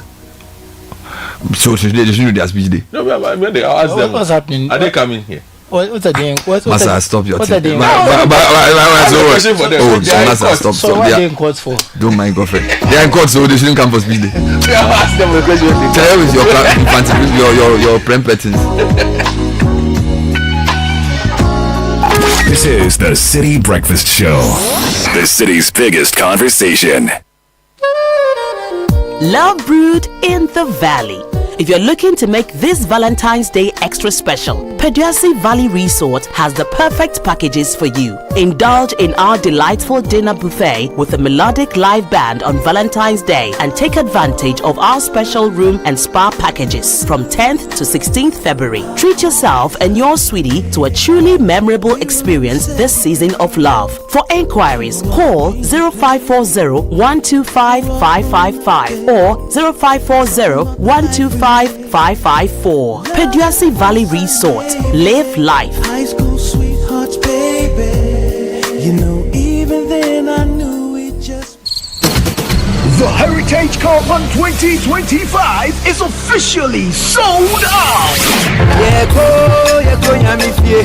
Thank you for your patronage. Now get ready for an unforgettable adventure with the Heritage Caravan 2025. We will experience a cultural revelation as we travel through 14 unique regions, each offering a deep dive into the nation's history, traditions, and natural beauty. An opportunity to see Ghana in a more beautiful, and the people, the connection, incredible. From Sunday the 2nd of March to Sunday the 9th of March 2025. Pack your bags and let's set off on the road trip of a lifetime with an unmatched opportunity to explore landmarks, taste authentic Ghanaian cuisine, experience the art, to network and to connect with the people who make Ghana truly special. This is more than a tour. It's a chance to experience the soul of Ghana, to witness its growth and to create lasting memories. The places we visited, the road trip itself was awesome. Everything was good, yes. Even the Bui Dam was very educational. Follow all Channel 1 TV and 97.3 Citi FM social media handles for updates with the hashtag Heritage Caravan 2025. The Heritage Caravan 2025 is powered by Channel 1 TV in partnership with the Ghana Tourism Authority, with support from 97.3 Citi FM, and proudly sponsored by the National Lottery Authority, Hollard Insurance, Omni Basic Bank, Goyle PLC, GB Foods, and Standard Water. Terms and conditions apply.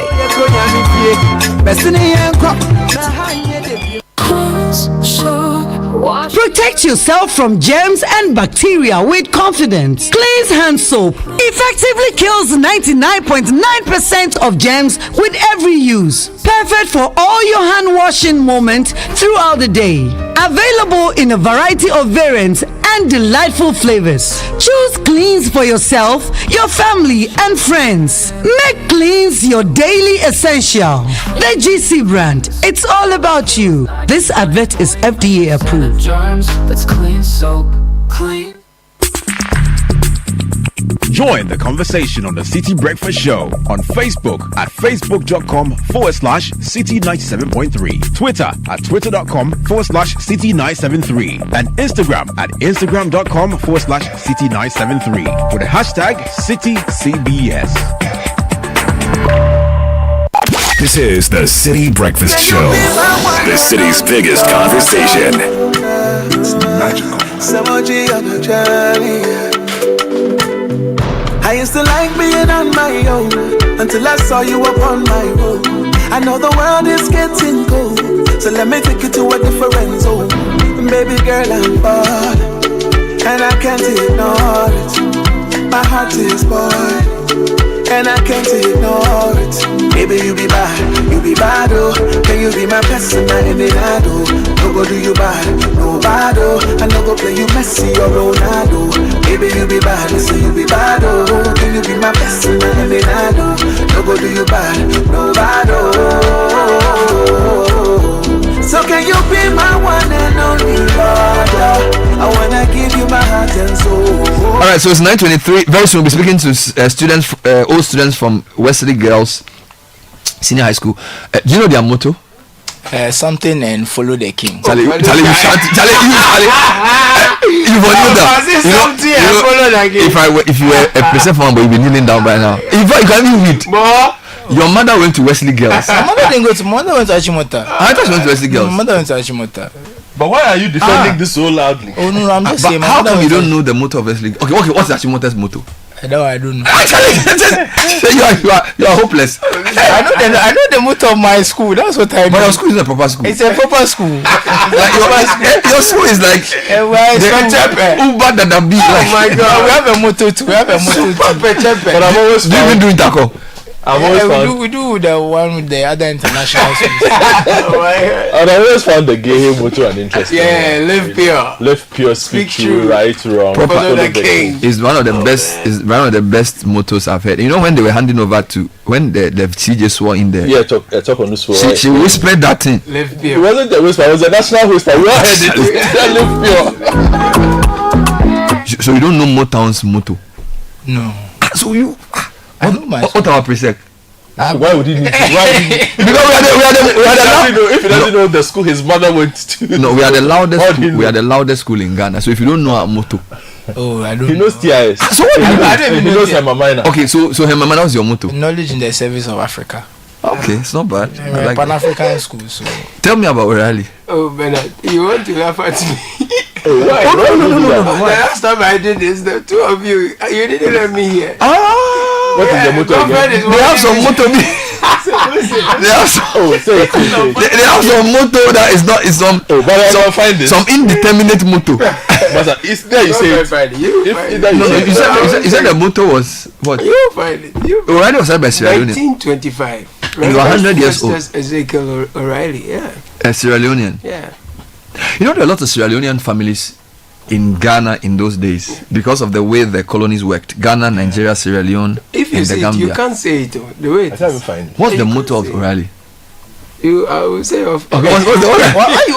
You are 100. You have to be proud of your school. Greek or something. No, he said that it's not clear. It's on Greek. Is it Greek? I've seen the school store. I said Oresco Anyewo. So when I say Oresco, then you say Anyewo. Orisco. Anyewo. But that's not the motto. There's another motto.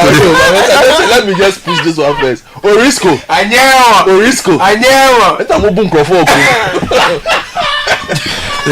I want to start the school and I'll call the motto Yewokro.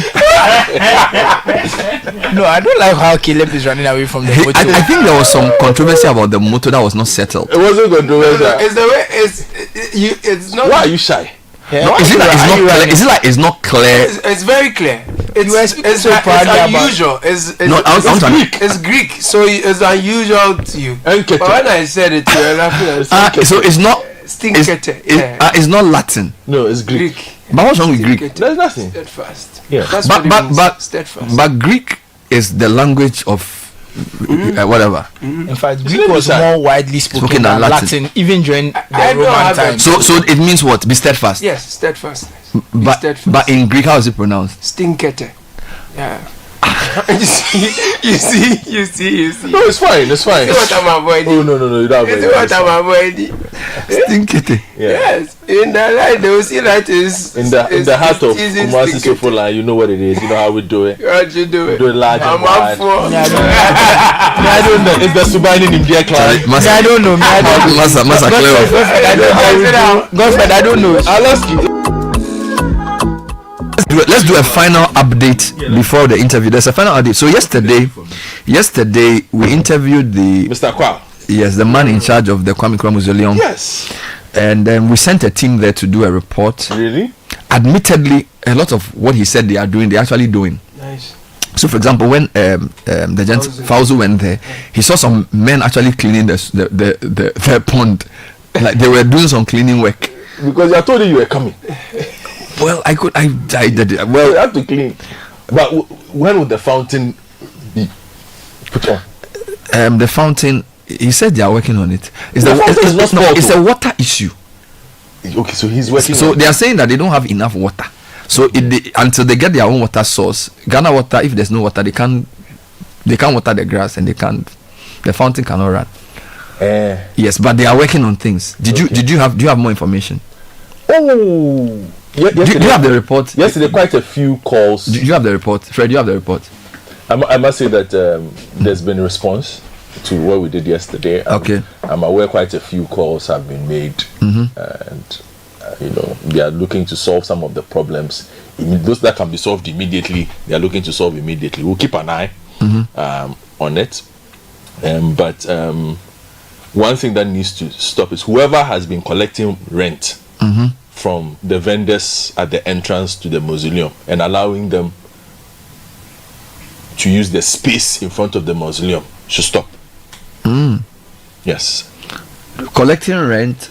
You see, there are two barriers. You see, and yesterday we spoke about the front parts of the mausoleum and how it gets very filthy and how it's not befitting an entrance for such a place. Now, what you would also encounter as part of your visit there is a horde of vendors who are selling artifacts. By playing my interception role, I have intercepted information. You are now a black one. Yes, that indicates that rent is being charged on those persons. So somebody has actually, that means somebody with power has decided that space is the kind of space that one can make money. So that's contributing to the filth. To the filth and the dirt that we see in front of the place. So whoever has been collecting the rent and allowing the vendors, you see, because what the vendors sell has nothing to do with the mausoleum. They're not selling Kwame Nkrumah artifacts. So they should move them from there. So again, they should add that to the to-do list and clear those people. Okay. Thank you for the update. A couple of quick announcements, and then we move into something else. Omni Basic Bank, Ghana's fastest growing bank and coolest bank, has a new tagline. Not just another bank. Yes, so that's our new tagline. We are redefining banking with a renewed commitment to making you, our cherished partner, the happiest customer. This new era reinforces our resolve to be the bank of choice, where continuous innovation drives exceptional customer experience. Call us on 0307 086 000 or toll free 0800 100 790. Omni Basic Bank, not just another bank. If you're looking for litigation free land, please contact Royal Kingdom Estate. We specialize in land acquisition, construction, design, property management, and more. We have properties in prime areas, Accra and Abri. Our land starts at 90,000 Ghana cedis. We have flexible payment plans for you. We have affordable homes ranging from 2 bedrooms, premium furnished apartments for short rentals in East Airport Visit us at Cantonment. We're opposite Soul Clinic International School. Call 0557 555 909 or 0272 778880. Send us an email, info@Royal Kingdom Estate. Royal Kingdom Estate, building communities, nurturing dreams. Okay. So let's talk about Heritage Caravan 2025.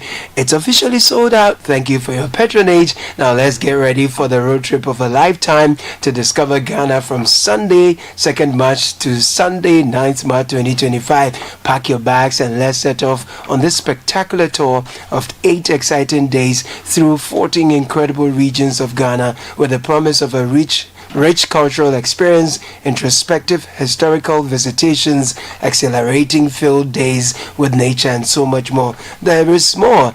This is more than a tour. It's a chance to experience the soul of Ghana, to witness its growth, and to create lasting memories. Follow all Channel 1 TV and 97.3 Citi FM social media handles for updates with the hashtag Heritage Caravan 2025. The Heritage Caravan 2025 is powered by Channel 1 TV in partnership with the Ghana Tourism Authority with support from 97.3 Citi FM, proudly sponsored by the National Lottery Authority, Hollard Insurance, Omnibasic Bank, Gold PLC, GB Foods, Standard Water, and Apollonia City. Terms and conditions apply.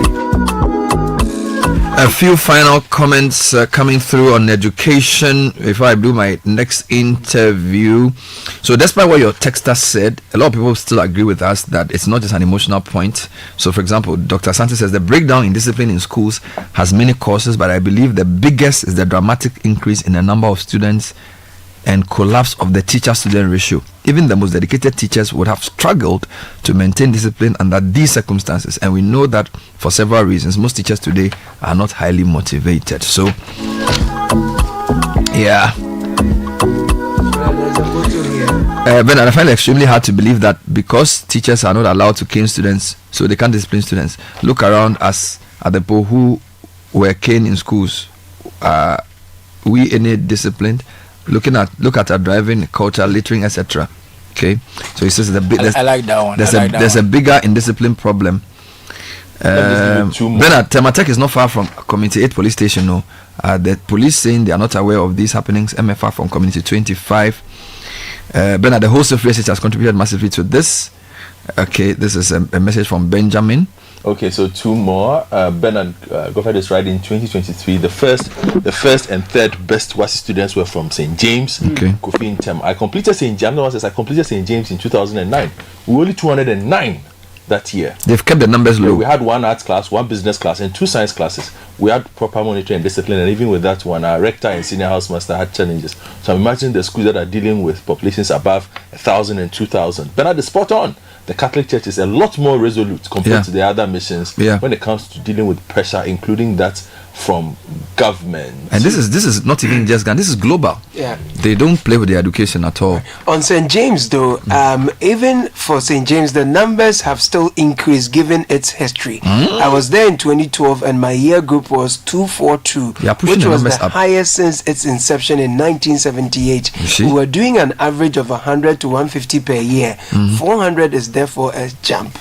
Well, we'll come back and do a quick interview. It's an interesting motto I just got from Aminu Alabira. He's an old boy of Tamale Senior High School. Yes, Fortita Fidelity Felicite. I think it's Fortitier Fidelitaire Felicitaire.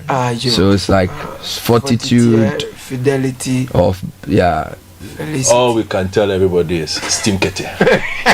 Who do we have next?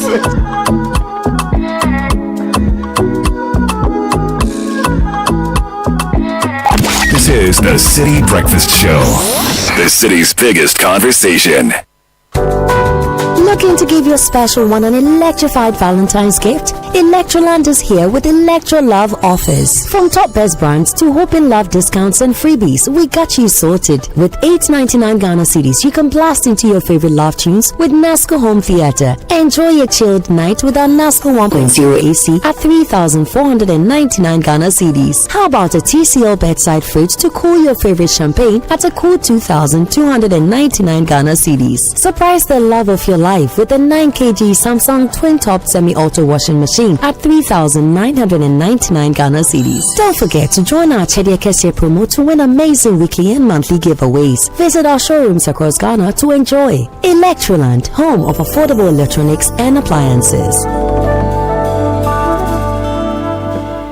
Education is the most powerful weapon to change the world. At Heritage Christian University, you're assured of quality education. We offer programs like Bachelor of Business Administration, Community Development and Theology, Theology and Ministry, Psychology, Nursing, Information Technology, Information Security, and Business Information Technology. Professional programs like ICA, CIMG, CIHRM, ABE. We also offer short courses on media and IT. What makes Heritage stand out is our experienced and scholar practitioner faculty, entrepreneurial training with financial support, ultra-modern facilities, and hostels. Qualifications for entry is WASI or SSC or GBCE, HND or Diploma Top-Up. Mature 25 years and above. Heritage is located at Amasaman behind the Olympic Stadium. Contact us on 054-777-7731 or 020-229-8399 or www.hcuc.edu.gh. Heritage Christian University, educating compassionate entrepreneurial leaders. Love brewed in the valley. If you're looking to make this Valentine's Day extra special, Paduasi Valley Resort has the perfect packages for you. Indulge in our delightful dinner buffet with a melodic live band on Valentine's Day and take advantage of our special room and spa packages from 10th to 16th February. Treat yourself and your sweetie to a truly memorable experience this season of love. For enquiries, call 0540-125-555 or 0540-125-554. Paduasi Valley Resort. Live life. High school sweethearts, baby. You know, even then I knew it just. Hey, so what goes into building quality structures? I mean, literally, what goes into it? Wujaf, you don't want to be sitting here somewhere worrying whether or not you did a really good job. It's a very simple equation. If there's no diamond cement in the mix, massa, forget it. Don't start cry. Menye, diamond cement has been providing builders, block makers, and construction companies that peace of mind for years. Diamond cement is 42.5 R grade cement, unbeatable quality made right here in Ghana. And because we have your pocket in mind, we provide 32.5 R grade so that everybody getting on. No long talk, Jack. If there's no diamond cement in the mix, don't start. Locate Diamond Cement Ghana Limited nationwide with factories in Aflao, Takrade, and Buipe, or call 0244-313-368 or 0540-111-978 or 0202-021-175. Diamond Cement, still as hard as a diamond. Join the conversation on the Citi Breakfast Show on Facebook at facebook.com/Citi97.3, Twitter at twitter.com/Citi973, and Instagram at instagram.com/Citi973 with the hashtag CitiCBS.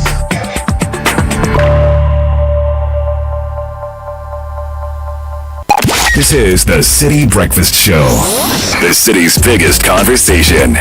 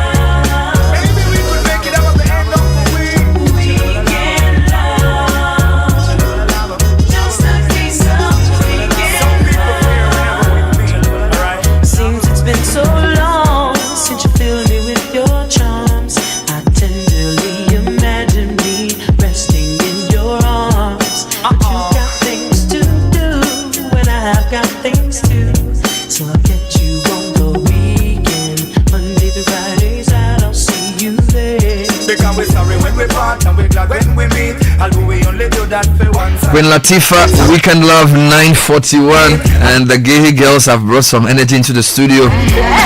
All students of Wesley Girls High School, the 2003 year group celebrating. How many years since they left school? 21? Yeah, it's been I think 22 years. 22 years. 20 years we are celebrating this year. You imagine the first you went to Form 1, right? Yeah. And you are now 20th January 2001. I'll never forget that day. Why wouldn't you forget that day? It was the beginning of great things. Oh my God. That's right. So were you coming from Accra to KH? I Cape Coast. Actually, it was a 5-minute drive. Oh, you were Cape Coast girl. Okay. Oh, I see. So you have Dr. Lauren Buffewa, Vice President of Wesley Girls 2003 year group. I also have Elizabeth Grace Ajua Bimpoma Aqua, AJ Yes, for short. Yes, sir. President of the year group. Welcome to the show. Thank you, sir. And AC Denta Yanka 2003 year group. Welcome. Thank you. And a whole lot of supporters. I was surprised to see people see Jama because I used to tease I've never heard some before. I was told that Wesley Girls didn't, but there's a certain claim that you see some Dadabi Jama. Yeah. Is it true? And we always put a mix stuff to anything that is traditional. Because the Jama you see there was authentic. Yes, I must say the 2003 year group has this unique, and we carry a lot of vivaciousness, energy. I like it. Yes, we are considered one of the louder year groups that we have around. Quite clearly. But not only are we loud in our presence, we make sure that in everything that we do, we give it the maximum impact. Welcome to the Citi Breakfast Show. So, what is it with Gehe and 20 years of leaving school? What happens after you leave school 20 years? Right. So, there's a tradition, one that we experienced when we were in Form 1. Okay. The year group celebrating 20 years came back to host the speech day and present a project to the school. All right. We have now realized that taps into the development of the school, because if every year group does this, then we maintain a certain standard for the school. So we are proud that this year we were able to go and raise funds and then donate our projects to the school. Oh, you're done with the project? Yes, we've done with all the projects. Oh, now, wow. Yes. As part of our Road to Speech Day, we did not only raise funds for the project, we also carried out some community activities. Okay. So in Kumasi, we visited the female prison to provide them with physical and mental legal support. Correct. And then we also came to Cape Coast for another community service where we shared Menstrual Health Day with 200 students of Pedu JHS, teaching them on how to maintain a certain level of cleanliness and educating them about what it means to be a woman and to have your cycle. Yes. And Pedu, by the way, is where your school is. Yes, and then there's a JSL. We provided support to about 200 young ladies. Wonderful. Yes. Then we went ahead to the UK to host a masquerade gala.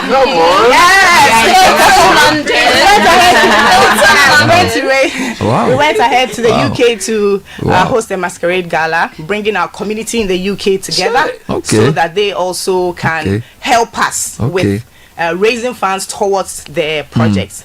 Lastly, our US team joined the OGA and MOBA fraternity to enjoy a day in the park. That's one too. We also got the opportunity to sell some of our things and raise funds for the school. That's a lot of things. Yes. All right. Wow. We came back to Accra. Oh my God! How did I? Wow. We came back to Accra. Our greatest supporters.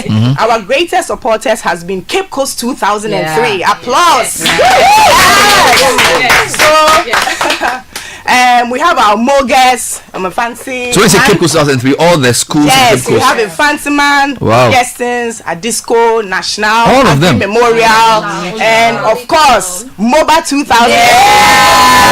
Joining us at Leicester Hospital for a blood drive. Amazing. We came together to donate blood to the Ghana blood bank. National Blood Bank. Yes. Wow. So that was our Road to Speech Day, alongside the funds we were raising for our projects. Wow. Please note that the project has an S behind it, so it's project. Project centered. Our speech day is a project centered speech day. Amazing. it was a quick decision for the year group to come together to improve the educational quality and environment of Wesley Girls High School.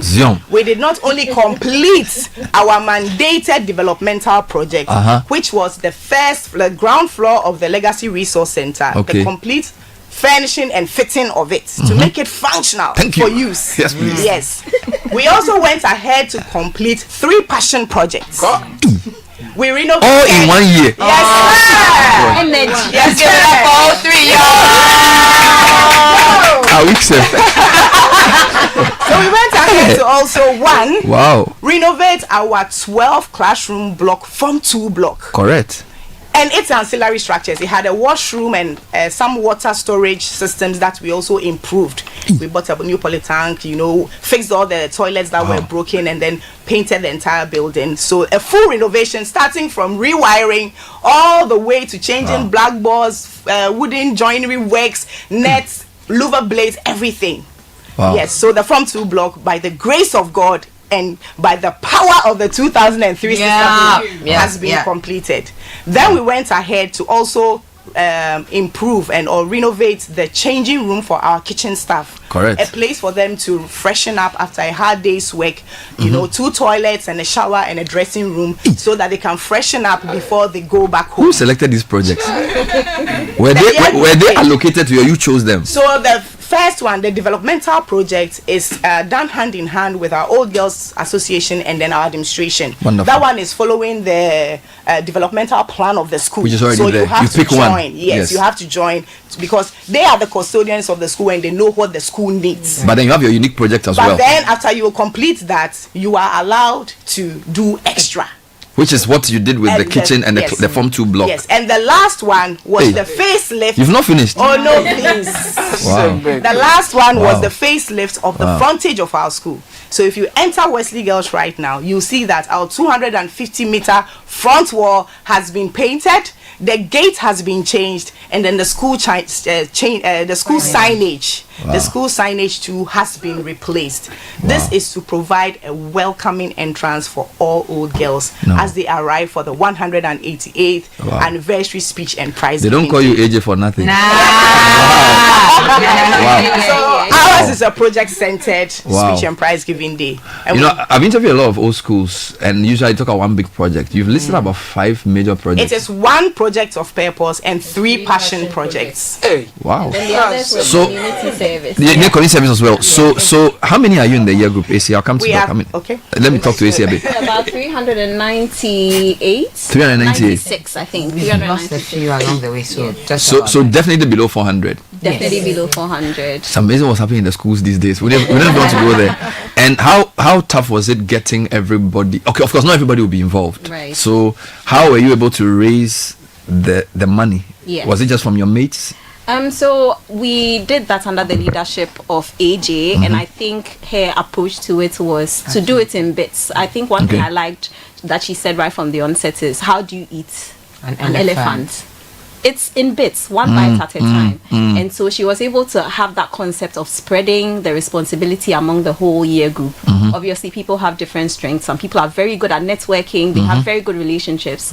And so they would leverage their contacts. So we had a family and friends initiative. So some girls just took it on themselves, to make sure that they would be trying to get sponsorship from their families, from their friends, from any entities they knew. And then those two who can also give from their own pockets, they would do that. And then we obviously liaise with corporate entities as well, who also helped us with some huge sponsorships. Because the projects you've mentioned, I mean, it seems like a lot of money. They take quite a lot of resources. Do you have an amount? Do you know how much you spent in all? We are wrapping that into a special package. So on the speed that you deliver it on a speed day. Thank you. But I'm sure it's excess of millions. It's in the millions.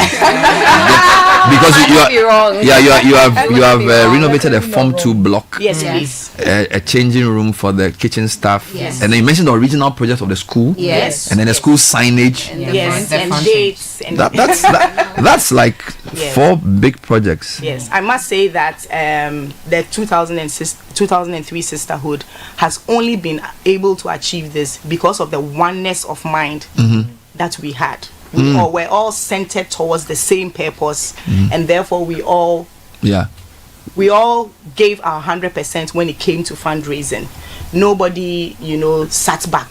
Everybody tapped in. Pushed. We had a minimum quota, and almost everybody who has been with us from the beginning was able to meet it. And then let me come to Lorraine. Okay, yes, I just wanted to. No, you're on the floor. So we call something the League of Threes. Okay. And every speech day, you depending on the last digits of the year you finished, you all come together in this sort of collaborative effort. So the League of Threes is made up of 1973, 1983, 93, 2013, 2003. No, our League of Threes for the developmental project is 73, 83, and 93. Okay. So with their amazing support, we were able to complete our quota of the Legacy Resource Center. It was on that we were able to stand on and do the 3 passion projects because of the support they gave us for the developmental. People want me to ask you 2 questions. What makes Gehe unique? What makes 2003 year group unique? And I'll come to Lorraine on that because you said you lived in Cape Coast, so it was just 5-minute walk.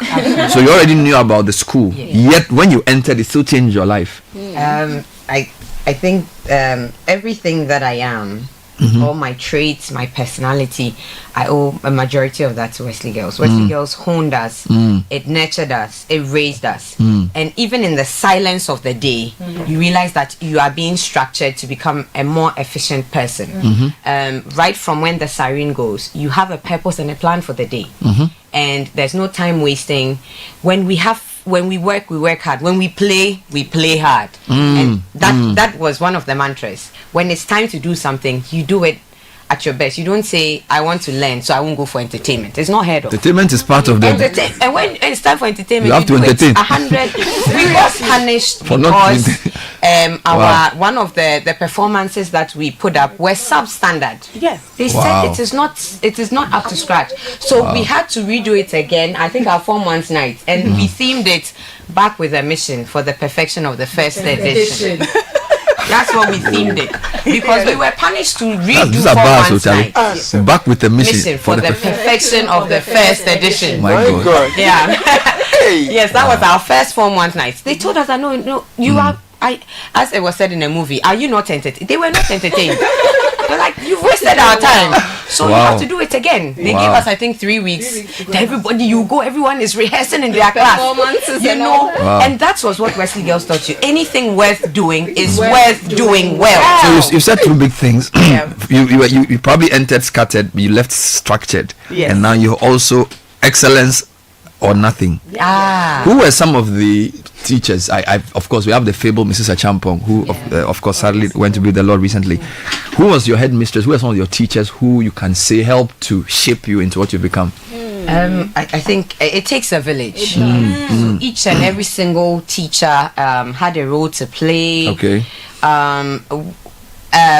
We were under the head mistressship of Mrs. Thompson. Mrs. Nancy Thompson. So we are her caterers. We are the last batch. Before she left? Yes. 2003. Which means you also got a bit of the old school. Yes. Right. Yes. And then we were with Mrs. Jokoto as well, a lot. And she was amazing. So she took over from Thompson. Yes, but we were with her as an assistant. She was our assistant. And I remember there was one iconic moment I've never forgotten. Cape Coast has this perennial water shortage. So schools were going home. Secondary schools were, shutting down, going home. And they call an assembly. We're all like, yes, Kofi. And then we go to the assembly hall, and Mrs. Jokoto is like, all the other schools are going home, but my girls, and 1 year didn't. We stayed in school, and there was no excuse. The bathrooms had to be scrubbed pristine. So you had to find water. Yes. There were some 2 isolated boreholes. Gay girls, I know who are more flexing. A dream on my carry water from the borehole. Carry buckets of water. Come scrub the bathrooms with stones and brushes. And toothbrushes and sardines. Sparkling clean. Yes. in a water shortage. Yes. Yeah. Wow. There's no excuse. So that's why I find Gehe girls so versatile. Yeah. No matter what situation, you may not like us, but you know you love us. All right. Now, look, I like your motto as well. Speak to live pure, speak true, right wrong, follow the king. It's deep. It's really nice. I think it speaks for itself, right? Yes, please. I like it. Now, tell me about the girls who are here or the ladies who are here with you. Because you came as a group, so it's important to introduce them. Okay. And by the way, you haven't told me what you do. Dr. Lauren Bafwe, are you a doctor or book doctor? Please, I'm a doctor, me wo panier doctor. Dr. Panier. Dr. Panier. Okay, that's it. Dr. Lauren Bafwe was a vice president. AJ, you are what are you? I'm a civil engineer. Okay. So if you understand, there's a lot of technicality in the way we work because we are led by a woman who is a high level technical. You have 3 minutes. Okay, so introduce the gang. Accidental Yanka here is a lawyer by profession. Okay. We hope that if you have a situation, she will be on your side, not against you. Yeah. And then we have Nanaya, who is an insurer, risk management. And Nanaya's husband gave me sleepless nights to organize this interview. Yes. And then we have so Dadson, right? Yes, please. Okay. And then we have Watma Osei, Jamal leader. Yes, please. Jamal assistant. Watma Osei. Project management. And then we have and she's also organizing. So you use the skills in the group to do the work. I'm happy you caught that. All right. I'm happy you got that. Really? And then we also have Nanama Amwa Eidu. I can't pronounce that one. Kwakupom. The names are many. Pharmacist stroke accountant. Thank you. So you are using that skill. Also part of our financial the money. And then we have Angela Tego. The Jamal leader. Yes, who's also a what? Jamal leader stroke a banker, yes, a banker at Fidelity Bank. Did I get it right? Yes, Wow. So these form our financing team, and then our events team, and then Nanaya is part of our editorial team. And this is just the Ghana team. And so we have the American team. Yeah, so let's talk about speech day. So 188th speech day, that means you are the first school in Ghana. Because I thought Infantil was be the first. Okay, so we started off as a vocational school. Still a school anyway. Yes. So this is 188th. Yes, please. All right. So where it's happening at the school, obviously. Yes, it's happening at the school. What's big about this? Is it like a homecoming? Are you going to sleep on campus? How's it going to happen? Is it just a day's event? So it spans over 3 days, starting from the 7th. You know, we do things. 3 days. Easy. You go large or you stay home. I hear you. Yeah. So starting on the 7th. Too much. Starting on the 7th of February. Okay. And that will begin with our triumphant entry into the school. So we're going to march into the school and then take up various age-old traditions with some clergy watering some plants. Okay.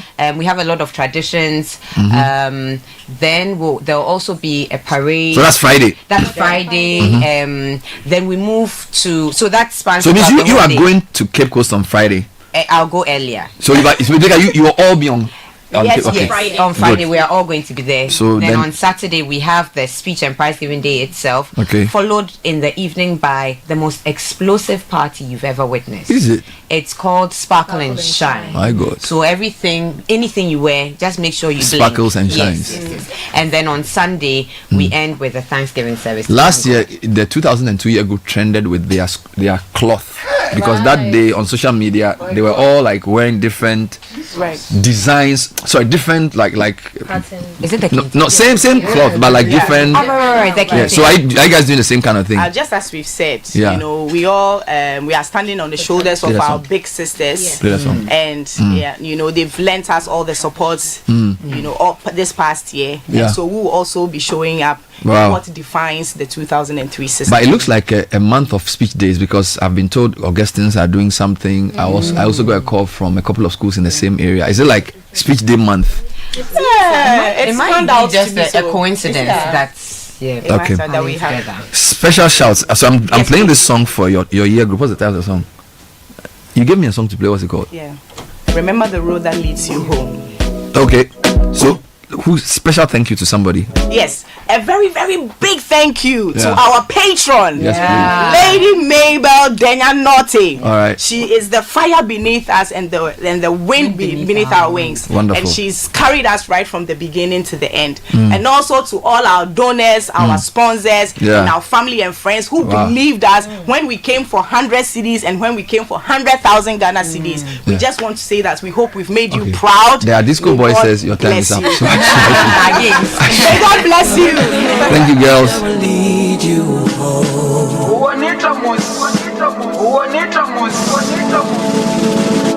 That will lead you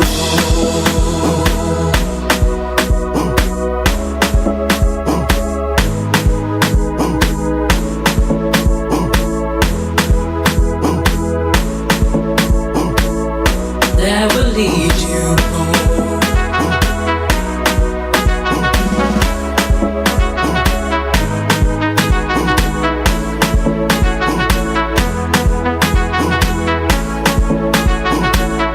Wow. Gay girls, Charlie, taking over the studio. Well, we thank God for the power to be an old student, and we hope we can help our old schools do better. City News at 10 next with Zoe Abubeidu Ado. Good morning, Zoe. Good morning, Bernard. Coming up,